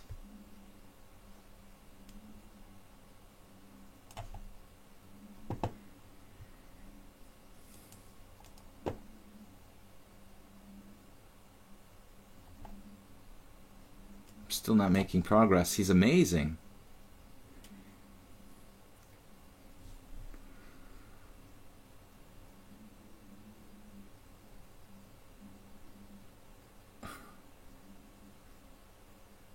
Really expert player in this setup. Certain players, if you put them in positions where they're familiar, you know, they're just so much stronger than in other situations. This is risky, but it's the right plan, more or less.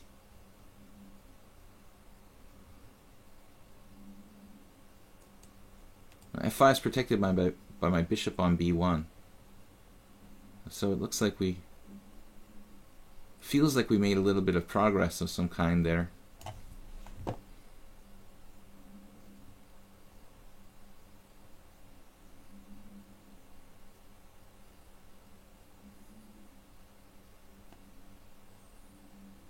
Man.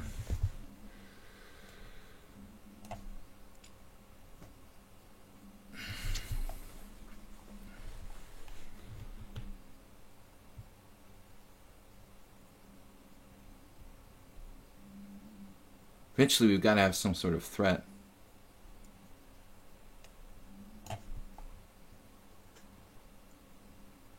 Oh, f6.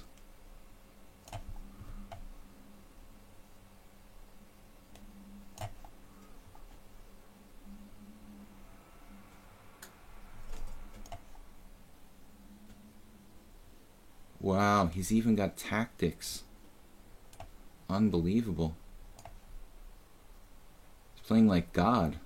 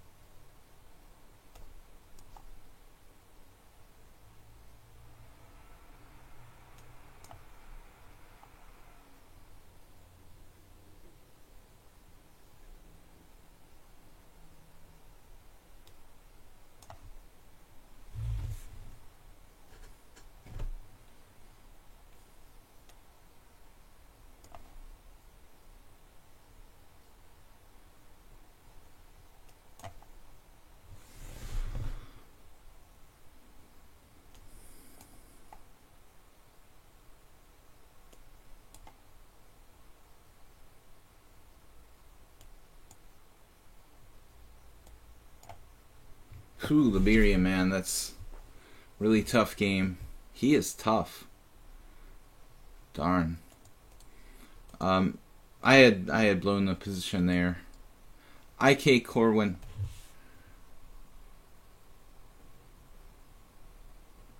I was starting to get a good position when I hung the exchange. Things had started to look up, and then I was just like lost in one move. But we managed to swindle him in time pressure. Okay, I'm trying to play my serious repertoire here. Not going to mess around with weird stuff. IK Corwin. Don't know where he's from exactly. Guys, we got 45 minutes left. It was a fun game, but it's just really hard to play any kind of Marazzi or hedgehog type of position with white in blitz. I think that black has an automatic built-in advantage in those kind of situations. It's just so much easier to kind of shift your pieces around a hedgehog type of situation. White has to really like find something to do, and it's even in slow games it's hard for white to find a plan. And he was starting to kind of waste time, not really do anything, and I found a way through with f5, but I think he should exchange pieces, to be honest. This is a very rare move. Bishop b5 check. So I don't know. Knight d7 is possible. I guess theoretically this might be better. Like in a Czech Sicilian, not trading pieces, or Bogo Indian, we try to gain a tempo. Play it like a Najdorf. Queen e2. Now this looks like some sort of weird theory. It could transpose to a Czech Sicilian. Of course he has to play knight c3 for that to happen. I'm not really sure. Maybe e5 is an idea for white. Queen c7, g6, e6. Of course a6 is possible.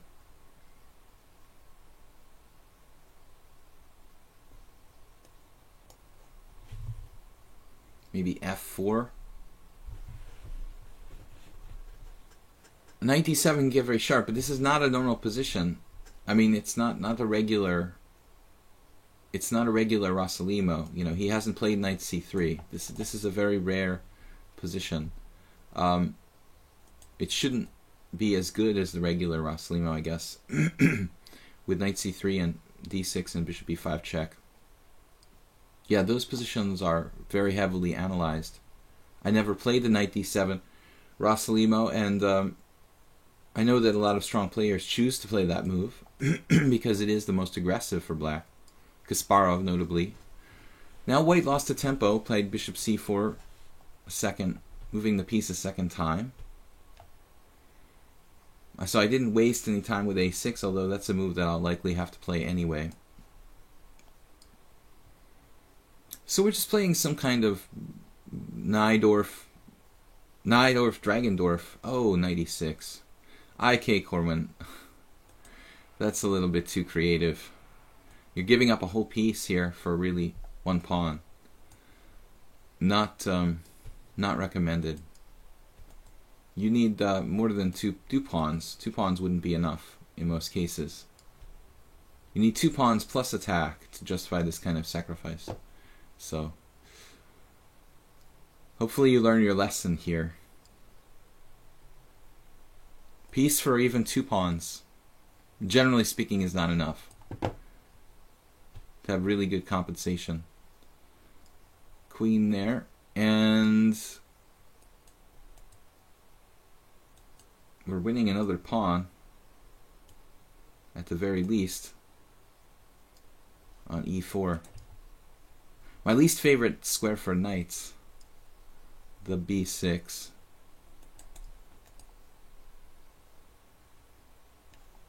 And all of our pieces are developed.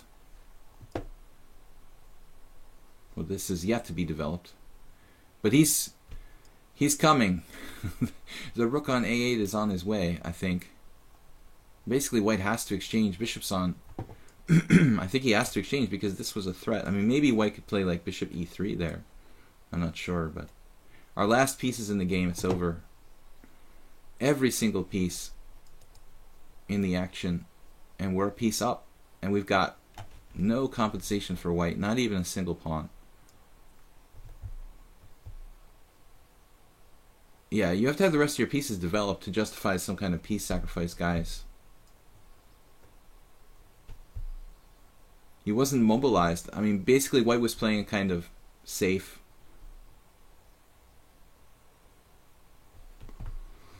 setup, sort of safe positional type of setup. We're just taking this and opening up the white king. Should be over in a few moves. Guys, I'm going to a tournament, so I'm not going to be streaming for the next 12 days. You can look for me here from April 13th. Is there anything fancy I can do? Not really, I don't think. I'd like to be able to develop all my pieces, but gaining tempo on the rook on d2, all I need is like the queen in the game and it's over. One more last piece. This queen is the one missing link. I'd be giving checkmate right now if that piece was in the game, but needs to get in. Check out my YouTube channel. I'm going to put up a new video on the YouTube channel, Video Chess Training on YouTube today. And I still don't have a forced win. It's kind of sad. I want to play e5 and like queen f6 and just checkmate him on f1. But it's not so easy.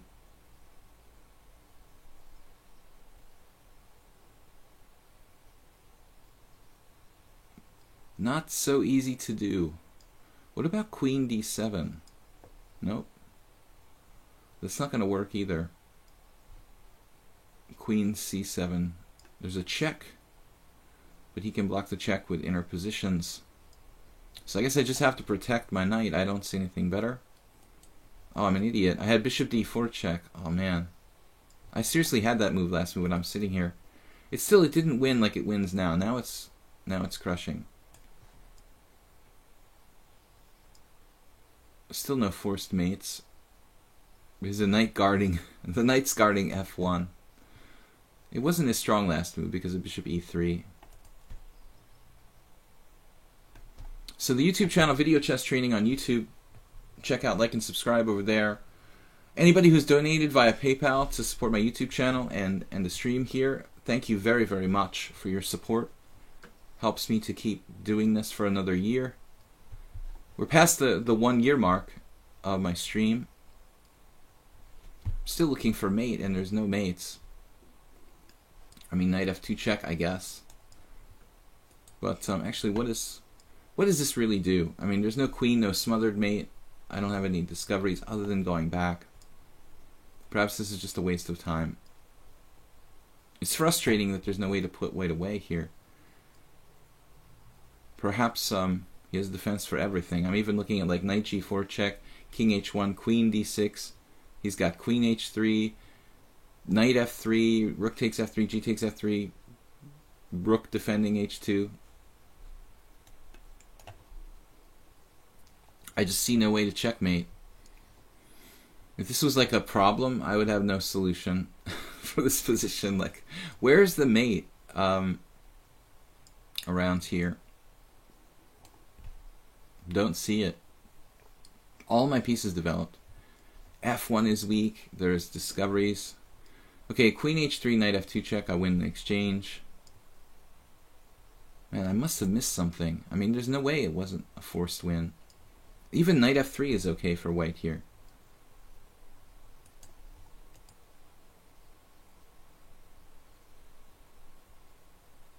g3. That defends too. It's amazing how difficult it is to actually force checkmate.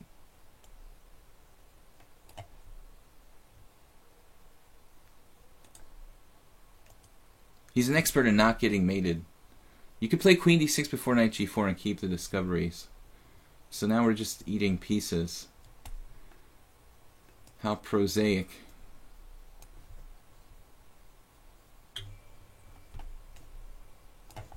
No way to mate.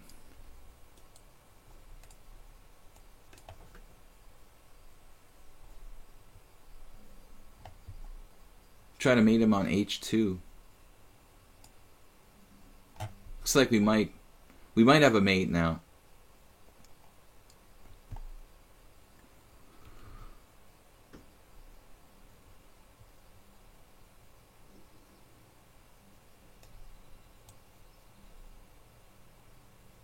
Still not mate. Is it mate? It's still not mate, is it? It is. It's mate now. I think it's forced mate. I think I can. Bishop f6 saves me. And king h4, bishop f6. Luckily.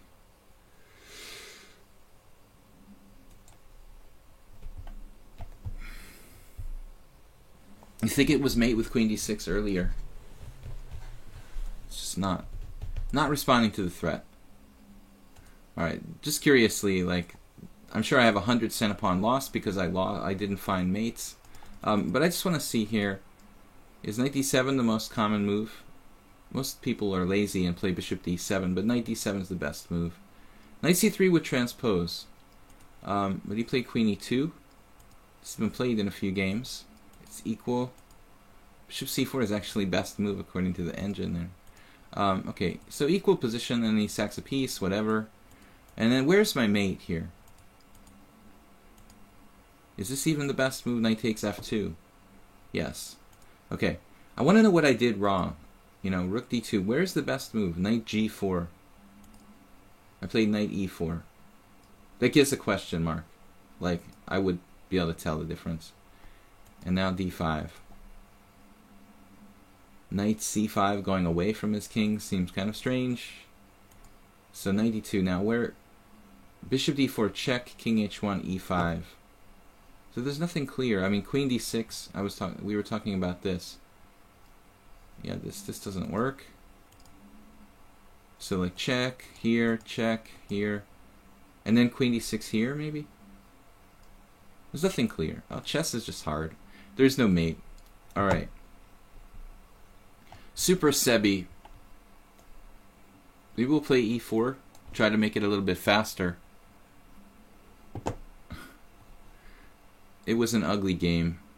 But he did it to himself. There's no reason to sacrifice a piece in such kind of position. It is not correct.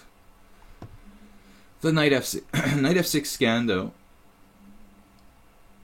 which I played so much with black, but I can no longer really recommend it, other than, you know, if you want to play it in, I would say, it's good for rapid chess, maybe maximum. We'll transpose to, well, I was hoping for the Caro-Kann. Actually, the Icelandic Gambit is more dynamic. You know, I think that if you really want to play a Scandinavian repertoire, e6 is a little bit less correct, but more interesting than c6. c6 is sound. So now we transpose to Caro-Kann, Panov. I mean, I guess black could play some weird moves here, but I always played just Caro-Kann. So we get back to a normal opening, per se, which I've played a lot with white. I don't think that the Panov is like positionally the best for white, but it leads to an open position, which is something that I like to play. This is a Nimzo Indian. I've also played this a lot with black after bishop b4. You can play, it can come out of a, maybe, well, in some lines later when he takes on c4, we can transpose to a Queen's Gambit accepted, for example.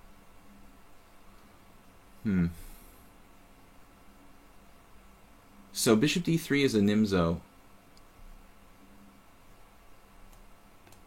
This is more like keeping it in the Caro-Kann territory.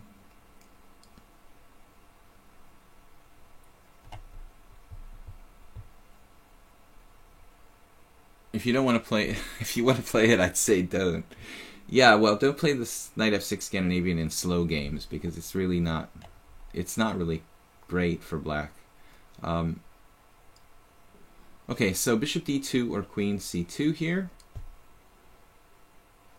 And we're in Caro-Kann, Panov territory. As I said earlier, if I play bishop d3, it's kind of like a main pseudo main line of a Nimzo. This is the branching point. I mean, a lot of people prefer bishop d2.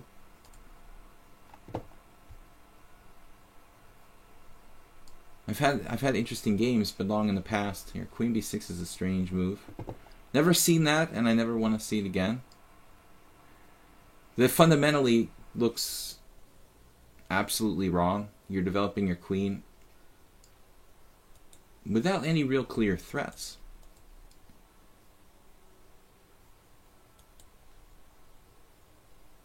I mean, I guess he wants to bring the pressure on d4.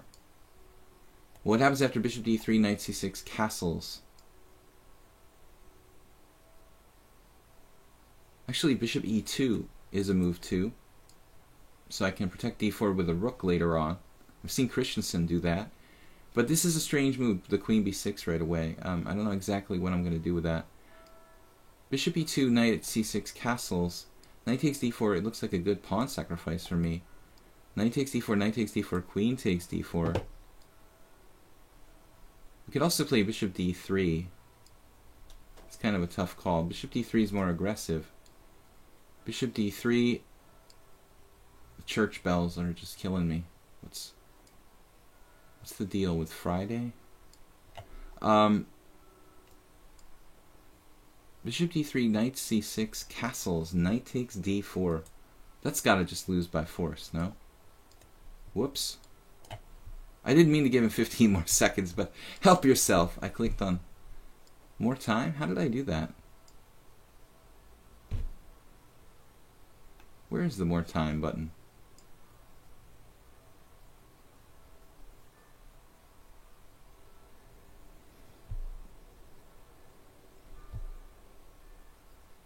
The only opening you know in chess.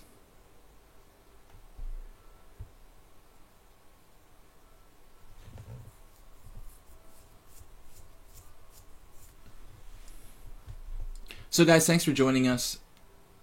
Plukro, thanks for being here to moderate, and we're going to be streaming for another half an hour. But just in advance, I want to let everybody know that I'm not going to be here again for the next 12 days or so. We'll definitely be back streaming around the 13th of April, after my GM tournament is finished. Super Sebi, now he's given me the hanging pawns, but that's much better than an isolated pawn. And he's like trading on c3 unprovoked. It looks really weak for black. Tiki on h7, you know, this is a very greedy sort of move. I'm not really interested in that. We're basically interested in outstripping black in development and then ripping him apart by opening the position, shredding him with the two bishops. He can't castle without dropping h7 with check. That pawn is a lot more tempting to me when, you know, he's castled and I'm taking it with check. It's looking pretty good. Unfortunately, there's no c4, but we have lots of other stuff on the agenda. Rook b1 with the idea of bishop d2.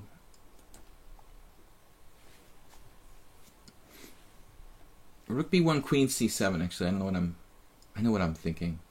Bishop a3 there, keeping his king trapped in the center. Huh? It's a little bit weird, this position. I have two ways to go with this bishop, you know, out to a3 or staying on the king's side. Rook b1, queen c7, in a sense, drives his queen almost to a position where it's well placed.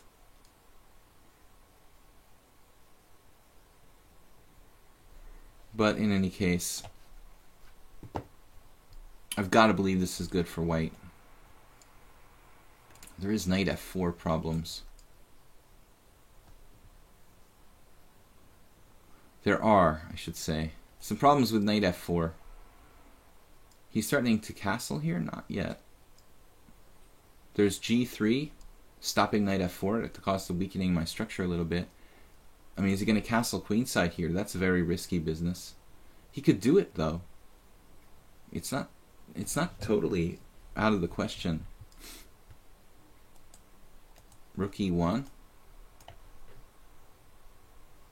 Maybe this is a good compromise, like a universally useful move, giving me bishop f1, retreat in the instance of knight f4, supporting e5 a little bit. So where do you want to castle, Super Sebi? You want to castle kingside? You want to castle queenside? I mean, they're both equally scary for black, but I think I would take my chances on the queenside in this setup.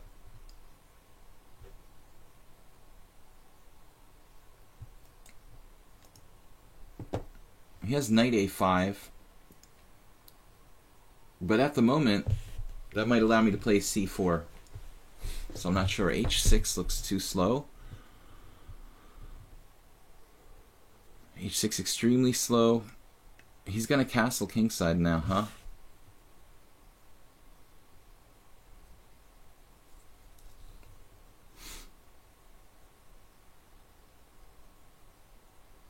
And then maybe we go bishop a3. We don't let him. Bishop d2 castles kingside, c4. And that's very good for white as well. I mean, this is fine.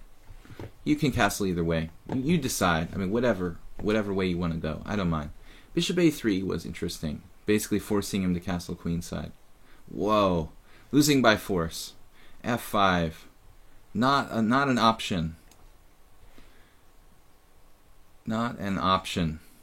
You have to castle.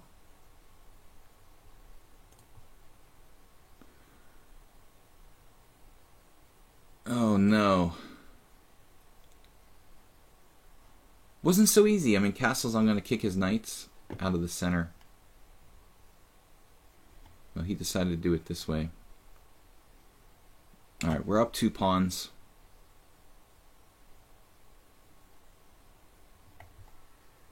But, you know, he has a relatively safe king now. So for the cost of a mere 2 pawns, he's guaranteed the temporary safety of his king. These are the 2 pawns. They're going to do some damage, hopefully. I don't think he has any tactics, per se.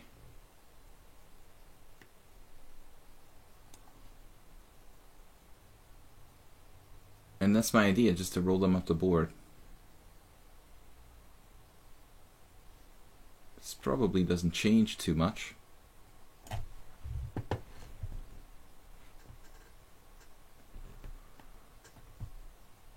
d5 will be the next move on the agenda.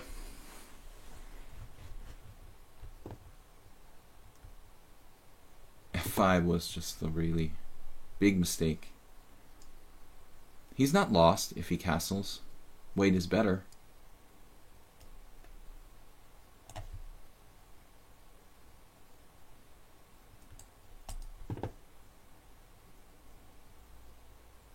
His knight doesn't really have a happy home. All sorts of bad things can happen to black. Maybe I'll just simply trade pieces. Keep it simple. Knight e7, bishop f4. We've got massive pressure on the b7 square, and his king is starting to crumble. Okay, what is this about? Alright, whatever. Very well. I'm just going to retreat. Keep it safe.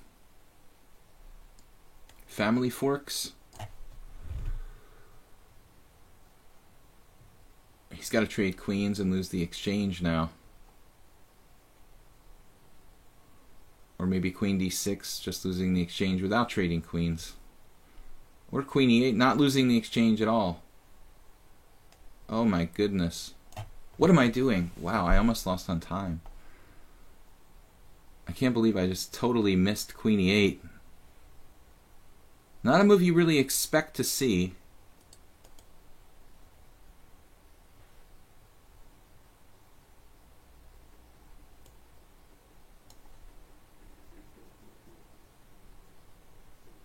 Well, he lost on time.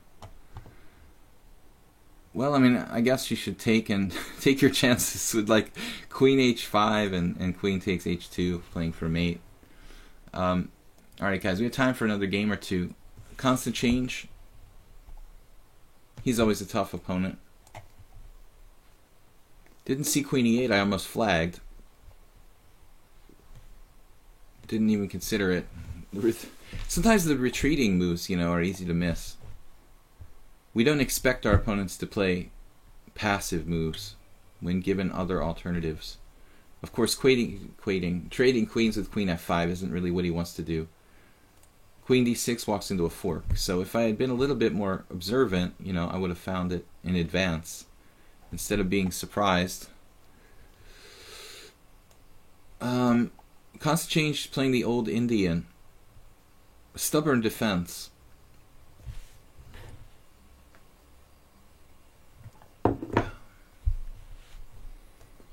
There are many ways, to deal with the Old Indian. We can pretty much do anything we want. I'm not really certain, I haven't had that much success in the opening against Constant Change in these Old Indians, but I feel like my position in the English was a little bit more promising. Easier to play somehow. Someone was telling me somewhere that they saw, one of my students saw a video series from like Simon Williams or something where he was promoting the Old Indian. But, I mean, I don't know. I just can't really agree with it. I mean, it's so passive for black. It just doesn't seem like it would be the choice for most players.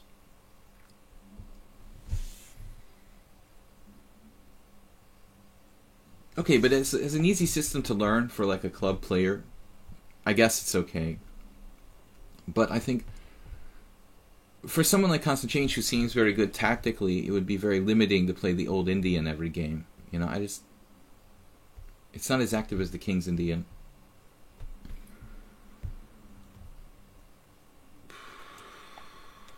Alright, let's try to experiment with something new. An early Queen C2. Now D4, E4, Knight G5.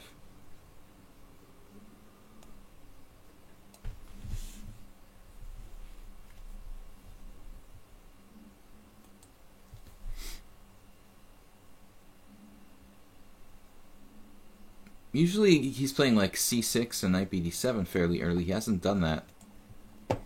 Now here we go. I guess this transposes to a main line. This transposes to a main line Old Indian of some kind. But it's like a good King's Indian for white. I think, your bishop can be useful on F8, but it seems like it should be a very promising King's Indian. Black's just a little more passive than usual. But it's easy to play a lot of moves very quickly and stuff like that. D takes E, Knight G5. Some ideas of infiltrating at D6.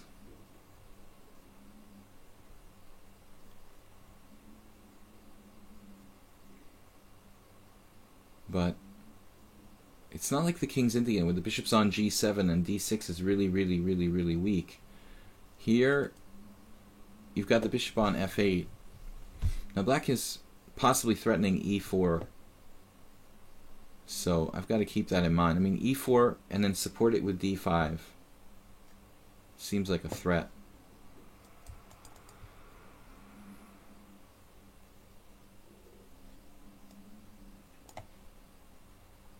Basically a King's Indian. My rook placement at D1.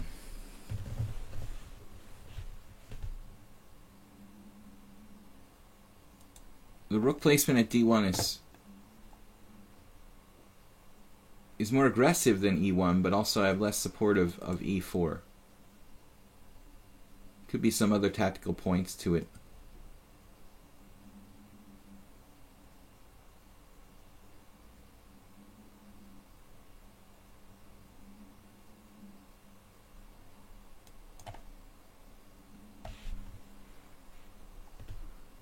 Yeah, he just keeps throwing out the standard moves. So C5 sometimes can be played. C5 takes. We take twice on E5. Once I lost 2. I lost to Quang Liam here in Budapest. One of these type of structures where he did c5 and then like takes twice on e5 and he sacked a pawn for this very powerful rolling center. Like c5, dc, d takes e, take, queen takes, bishop f4, and then like e5. But we should probably wait on that a little bit. It's a good prophylactic move. a3. In the event of b5, b4, we don't have to worry about b4. Yeah, so now c5, I'm thinking this has got to be good now. Or at least it's got to be playable. He's opened up this diagonal here, which, you know, that's kind of dangerous. In a sense, I was like trying to trick him into this. I didn't really calculate that far, but there has to be something with that diagonal. If we clear and sacrifice everything with c5 taking on e5 twice, then playing like f4 or bishop f4 and e5 ultimately, we'll clear the way for bishop takes c6, maybe even winning a exchange or something. Although that's always risky. If I take here, bishop takes c6 later on in an open game and try to take a rook, maybe my king side will be open in the long run. So maybe I don't want to be greedy, but I'm just playing this on feel. You know, I almost played it last move, but it feels like it's more promising now because he's weakened his structure a little bit. I'm not sure though. Maybe it's unsound. I mean, the basic idea is if he takes here, we can take on d6 with a hit on the queen and get our pawn back, basically. We get him to give up his center. h3 is stopping knight g4. He doesn't have that available, so he has to take back on e5. And now, I guess bishop f4 is too slow. You could play it, but it seems more logical to do this. We could just do a pawn roller, like f4, e5. f4, queen, c7, e5, knight d7, and then something like knight e4 with compensation. That seems... We have to calculate bishop f4, but I don't have too much time. You know, so I think we're going with this.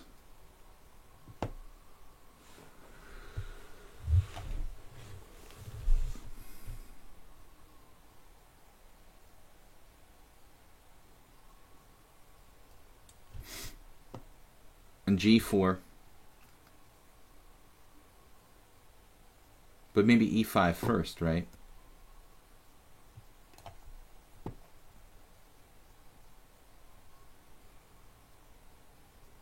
If I do g4, he sacks a piece with like bishop takes g4, h takes g4, knight takes g4, and has some threats on my king's side.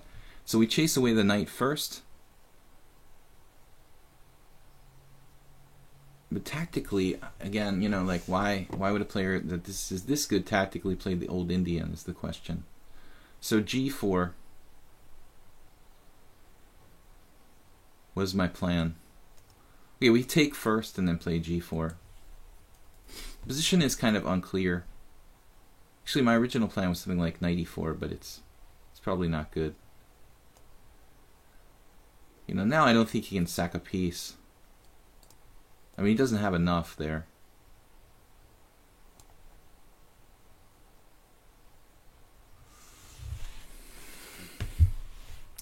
But objectively, I don't know. Maybe I'm just kind of overextended here. I don't think he should sacrifice a piece there. I mean, why? Why do you have to sacrifice a piece there for black? I don't understand. Why not just move the queen to h4? Doesn't seem logical to me.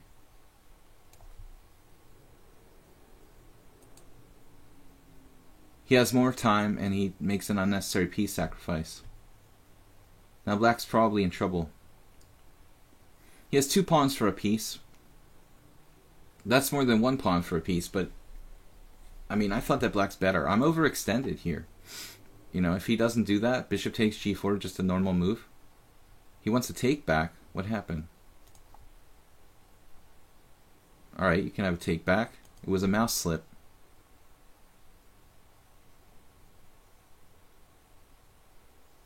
Right. I guess this is what I expected. But I'm trading rooks and developing my last piece here. So white's got to be better.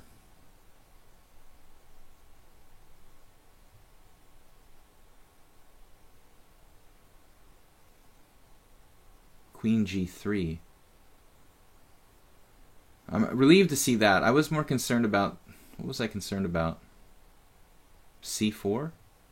Maybe c4 there.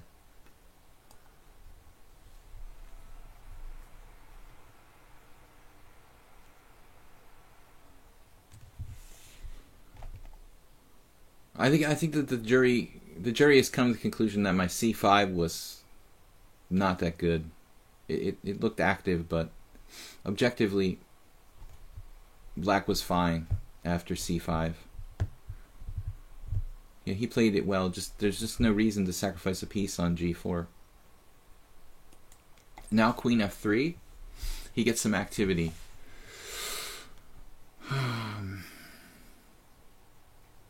He's threatening stuff.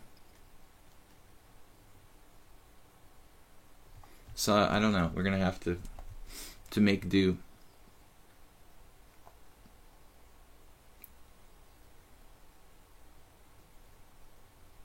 My king is somewhat open, and he's got 2 pawns for a piece. I really thought he should trade queens and play rook d3 there. But he's playing on general principles, like not trading pieces when he's down a piece. But I think that this situation, queen takes, bishop takes, rook d3, king f2, rook b3, and I'm kind of paralyzed. He might have enough compensation for the sacrifice piece. In that ending, his rook is so active. If I have to play a move like, okay, I'd play rook b1, and then what? Rook b1, c4, bishop e4. It's really close, but it looks like black has enough compensation for the sacrifice piece. Now I'm not as much convinced. So general rules are not enough. In this situation, he should trade queens, penetrate with rook to the 6th, and then go for rook b3. When of course I'm better, but I don't know that I'm winning. And now he's gone completely passive.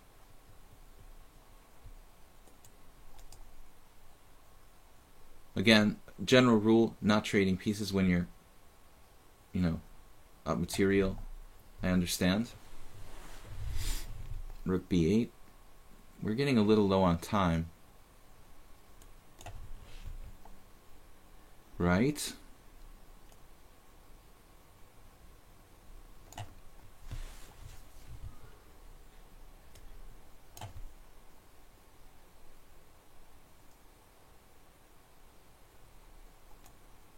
Oh no.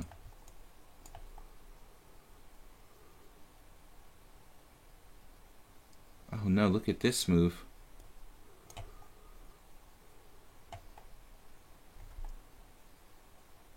Suddenly I have to be very, very careful here.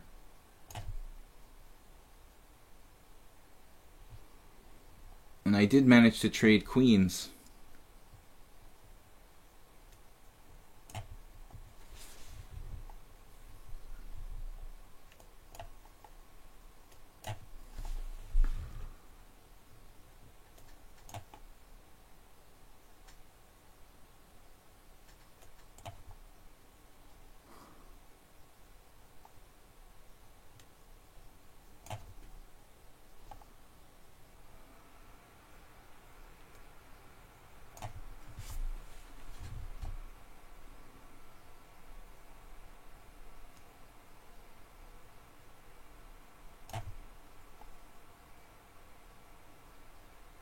It's getting very tactical now.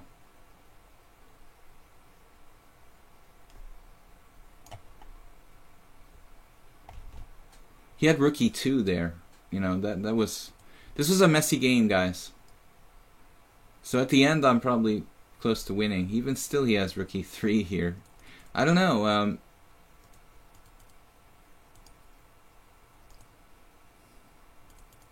If you look at the game, I'm going to play one more game, guys. But he had a lot of compensation, a lot of chances where he had really enough compensation. But if we go back to the critical position in the opening, You know, I think that he was better. Or at least equal here. So the engine says queen h4, knight takes d5, c takes d5, bishop takes d5 equal. 0.1 for black. That's what should have been played. So he sacks a piece. This is over the top. Okay, Arsenal fan Richie, this is last game. We're going to play something interesting.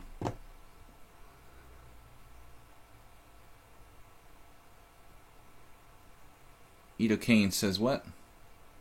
Can you help me about adding my title to Lichess account?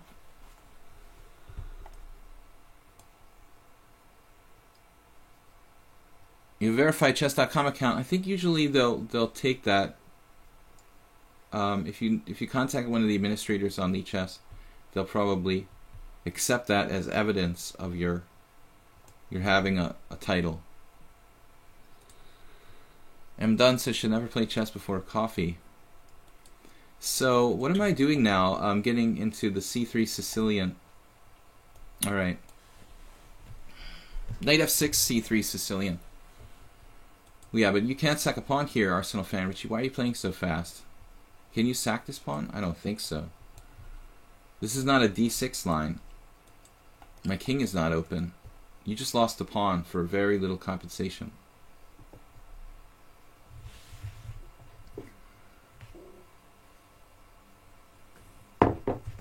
Playing too fast. Alright, now I guess I'm going to have to play d5. Stabilize the center. He's going to be playing d4. I don't want him playing d4, d5 on my knight on c6. So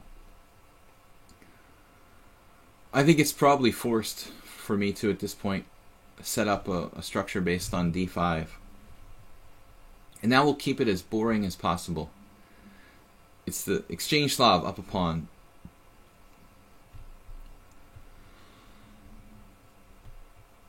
Although e6 is fine too. I don't have to play exchange Slav. I mean, if he's going to take here, that would only help me. We can wait before deciding to exchange on d4 or not. When you play Karpov and don't know what to do, you watch his move, see what it prevents, and you got your best plan. That's a good one. I never heard that, but that's funny. Rook e1. Modestly developed bishop. In general, this is a kind of passive formation, but we're up a clear pawn here. Knight e5, though, kind of awkward for me. Because my knight's retreat back is going to be a little bit strange. You know, where am I going to bring the knight back when it gets attacked? First we take here, isolating that pawn on d4. Now that he can't take with a knight, this is a good moment to make this exchange. And then f2 looks really weak. You play knight takes e5 and queen b6. Knight takes e5 and bishop c5. Okay, that's brutal. This is the ultimate Caro-Kann. This is really, really dodgy for white. I'm still not sure there's a forced win.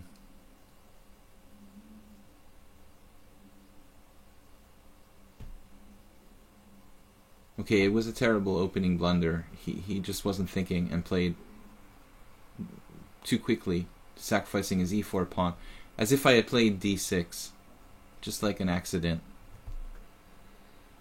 If you have a FIDE title, send me a message so I can set it on Lichess. You're just quoting. Alright. Quoting the admins on Lichess. So, white just happens to have a defense here.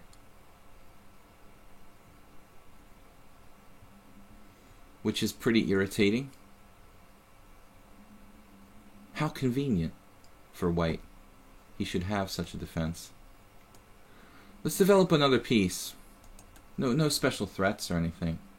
We're just trying to develop a piece. Yeah, I thought you'd see it. Now we're threatening nasty stuff with c1. So he does knight c3, but You know, at least this way, I was worried about my knight getting trapped on e4 in some lines, so now bishop b4.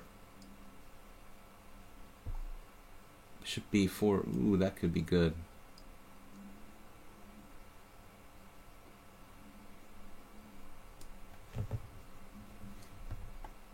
Trying to put him away, still not so easy. The ultimate Caro-Kann, or maybe the Slav, if you like the Slav, the ultimate Slav exchange variation. So do we win a piece here, or it's probably too good to be true? It's always too good to be true. Unfortunately, we don't win a piece. He's got an answer for everything. d4, rook d1. Oh man, come on now. We could even play like, well, yeah, only rook d1 actually. Only move. d4, rook d1, any rook. I mean, in that case, then I probably shouldn't do it at all. Give up my strong point on d5. Probably a bad idea. We don't bother with d4. You know, this is a protected passed pawn. I mean, it's basically it's a winner in the endgame. In any kind of king and pawn endgame, he can just give up with protected passed pawn on the board. So I can't finish him off right away. Playing rook d1.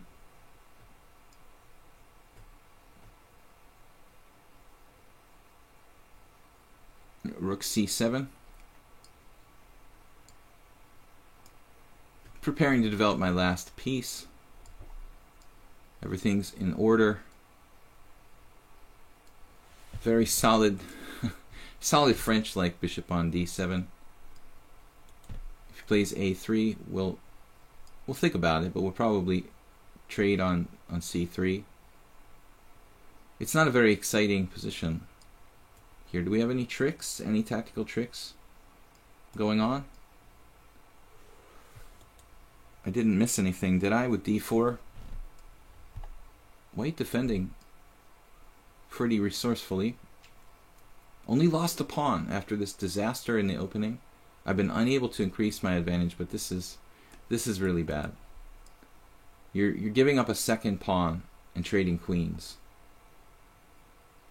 Now, constant change would never do that. So you have to find another way out of the situation in this position. I guess even a3. I mean, get rid of this pin. Take with a pawn. Anything's better than trading queens. Basically, like, if you're one pawn down, usually there's some sort of chance that you can survive. But being two pawns down is like signing your own death certificate. I mean, this is... One pawn is generally not quite enough to force a win, but two pawns is over. If you look at the Lichess, like, centipawn loss evaluations of endgames, I mean, typically, like, 1.5 pawns is probably around the cutoff of what I would consider a winning position, or a position where there's still chances to draw, technically. Like, 1.5 is that's about the margin. And when you're two pawns down, it's game over. So here, I think b6. He would like to play a4, a5, minority attack my pawns. But he has back rank issues. So I don't think there's any saving grace here. It's actually a check followed by rook a1 might be more accurate. Check followed by rook a1. Half a dozen of one, 6 of the other. He's got no entry points. I've stopped a5. This is a third pawn. Gonna go bye-bye. So it's really clean. And the fourth pawn over there. No complications. I don't like complications. Try to win without any risk. That's the fourth pawn now. The fourth pawn, he's getting rook c1 and whatnot. So, let me see. I don't really want to let him...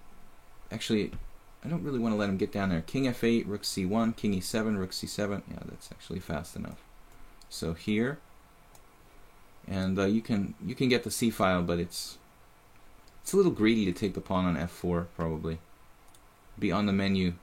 It's on the menu now, but it's 3 pawns up, guys. So thanks for joining me. And anyway, Arsenal fan Richie, you survived the opening down 1 pawn, but just don't trade. Oh my goodness. I just realized he has rook c7 there, and I can't play king d8 because if rook takes d7 check when white is winning a piece. Winning a rook, in fact. So I would have to be careful. You know, rook c7, rook a5. And he's got a little bit of like annoying counterplay. Probably rook c7, rook a1 maybe. Rook c7, rook a1 might have been good enough. Pinning his bishop.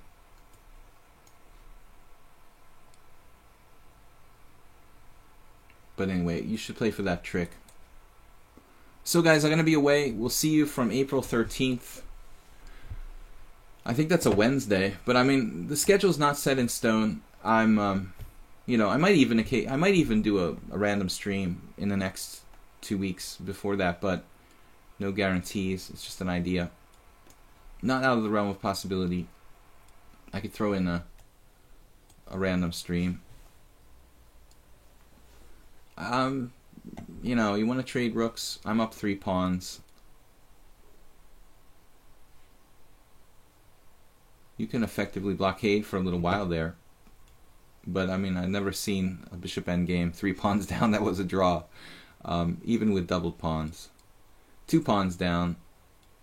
I'm going to find a way to win that position eventually. I guess you should try rook takes rook there. Not giving up. He's not giving up without a fight here.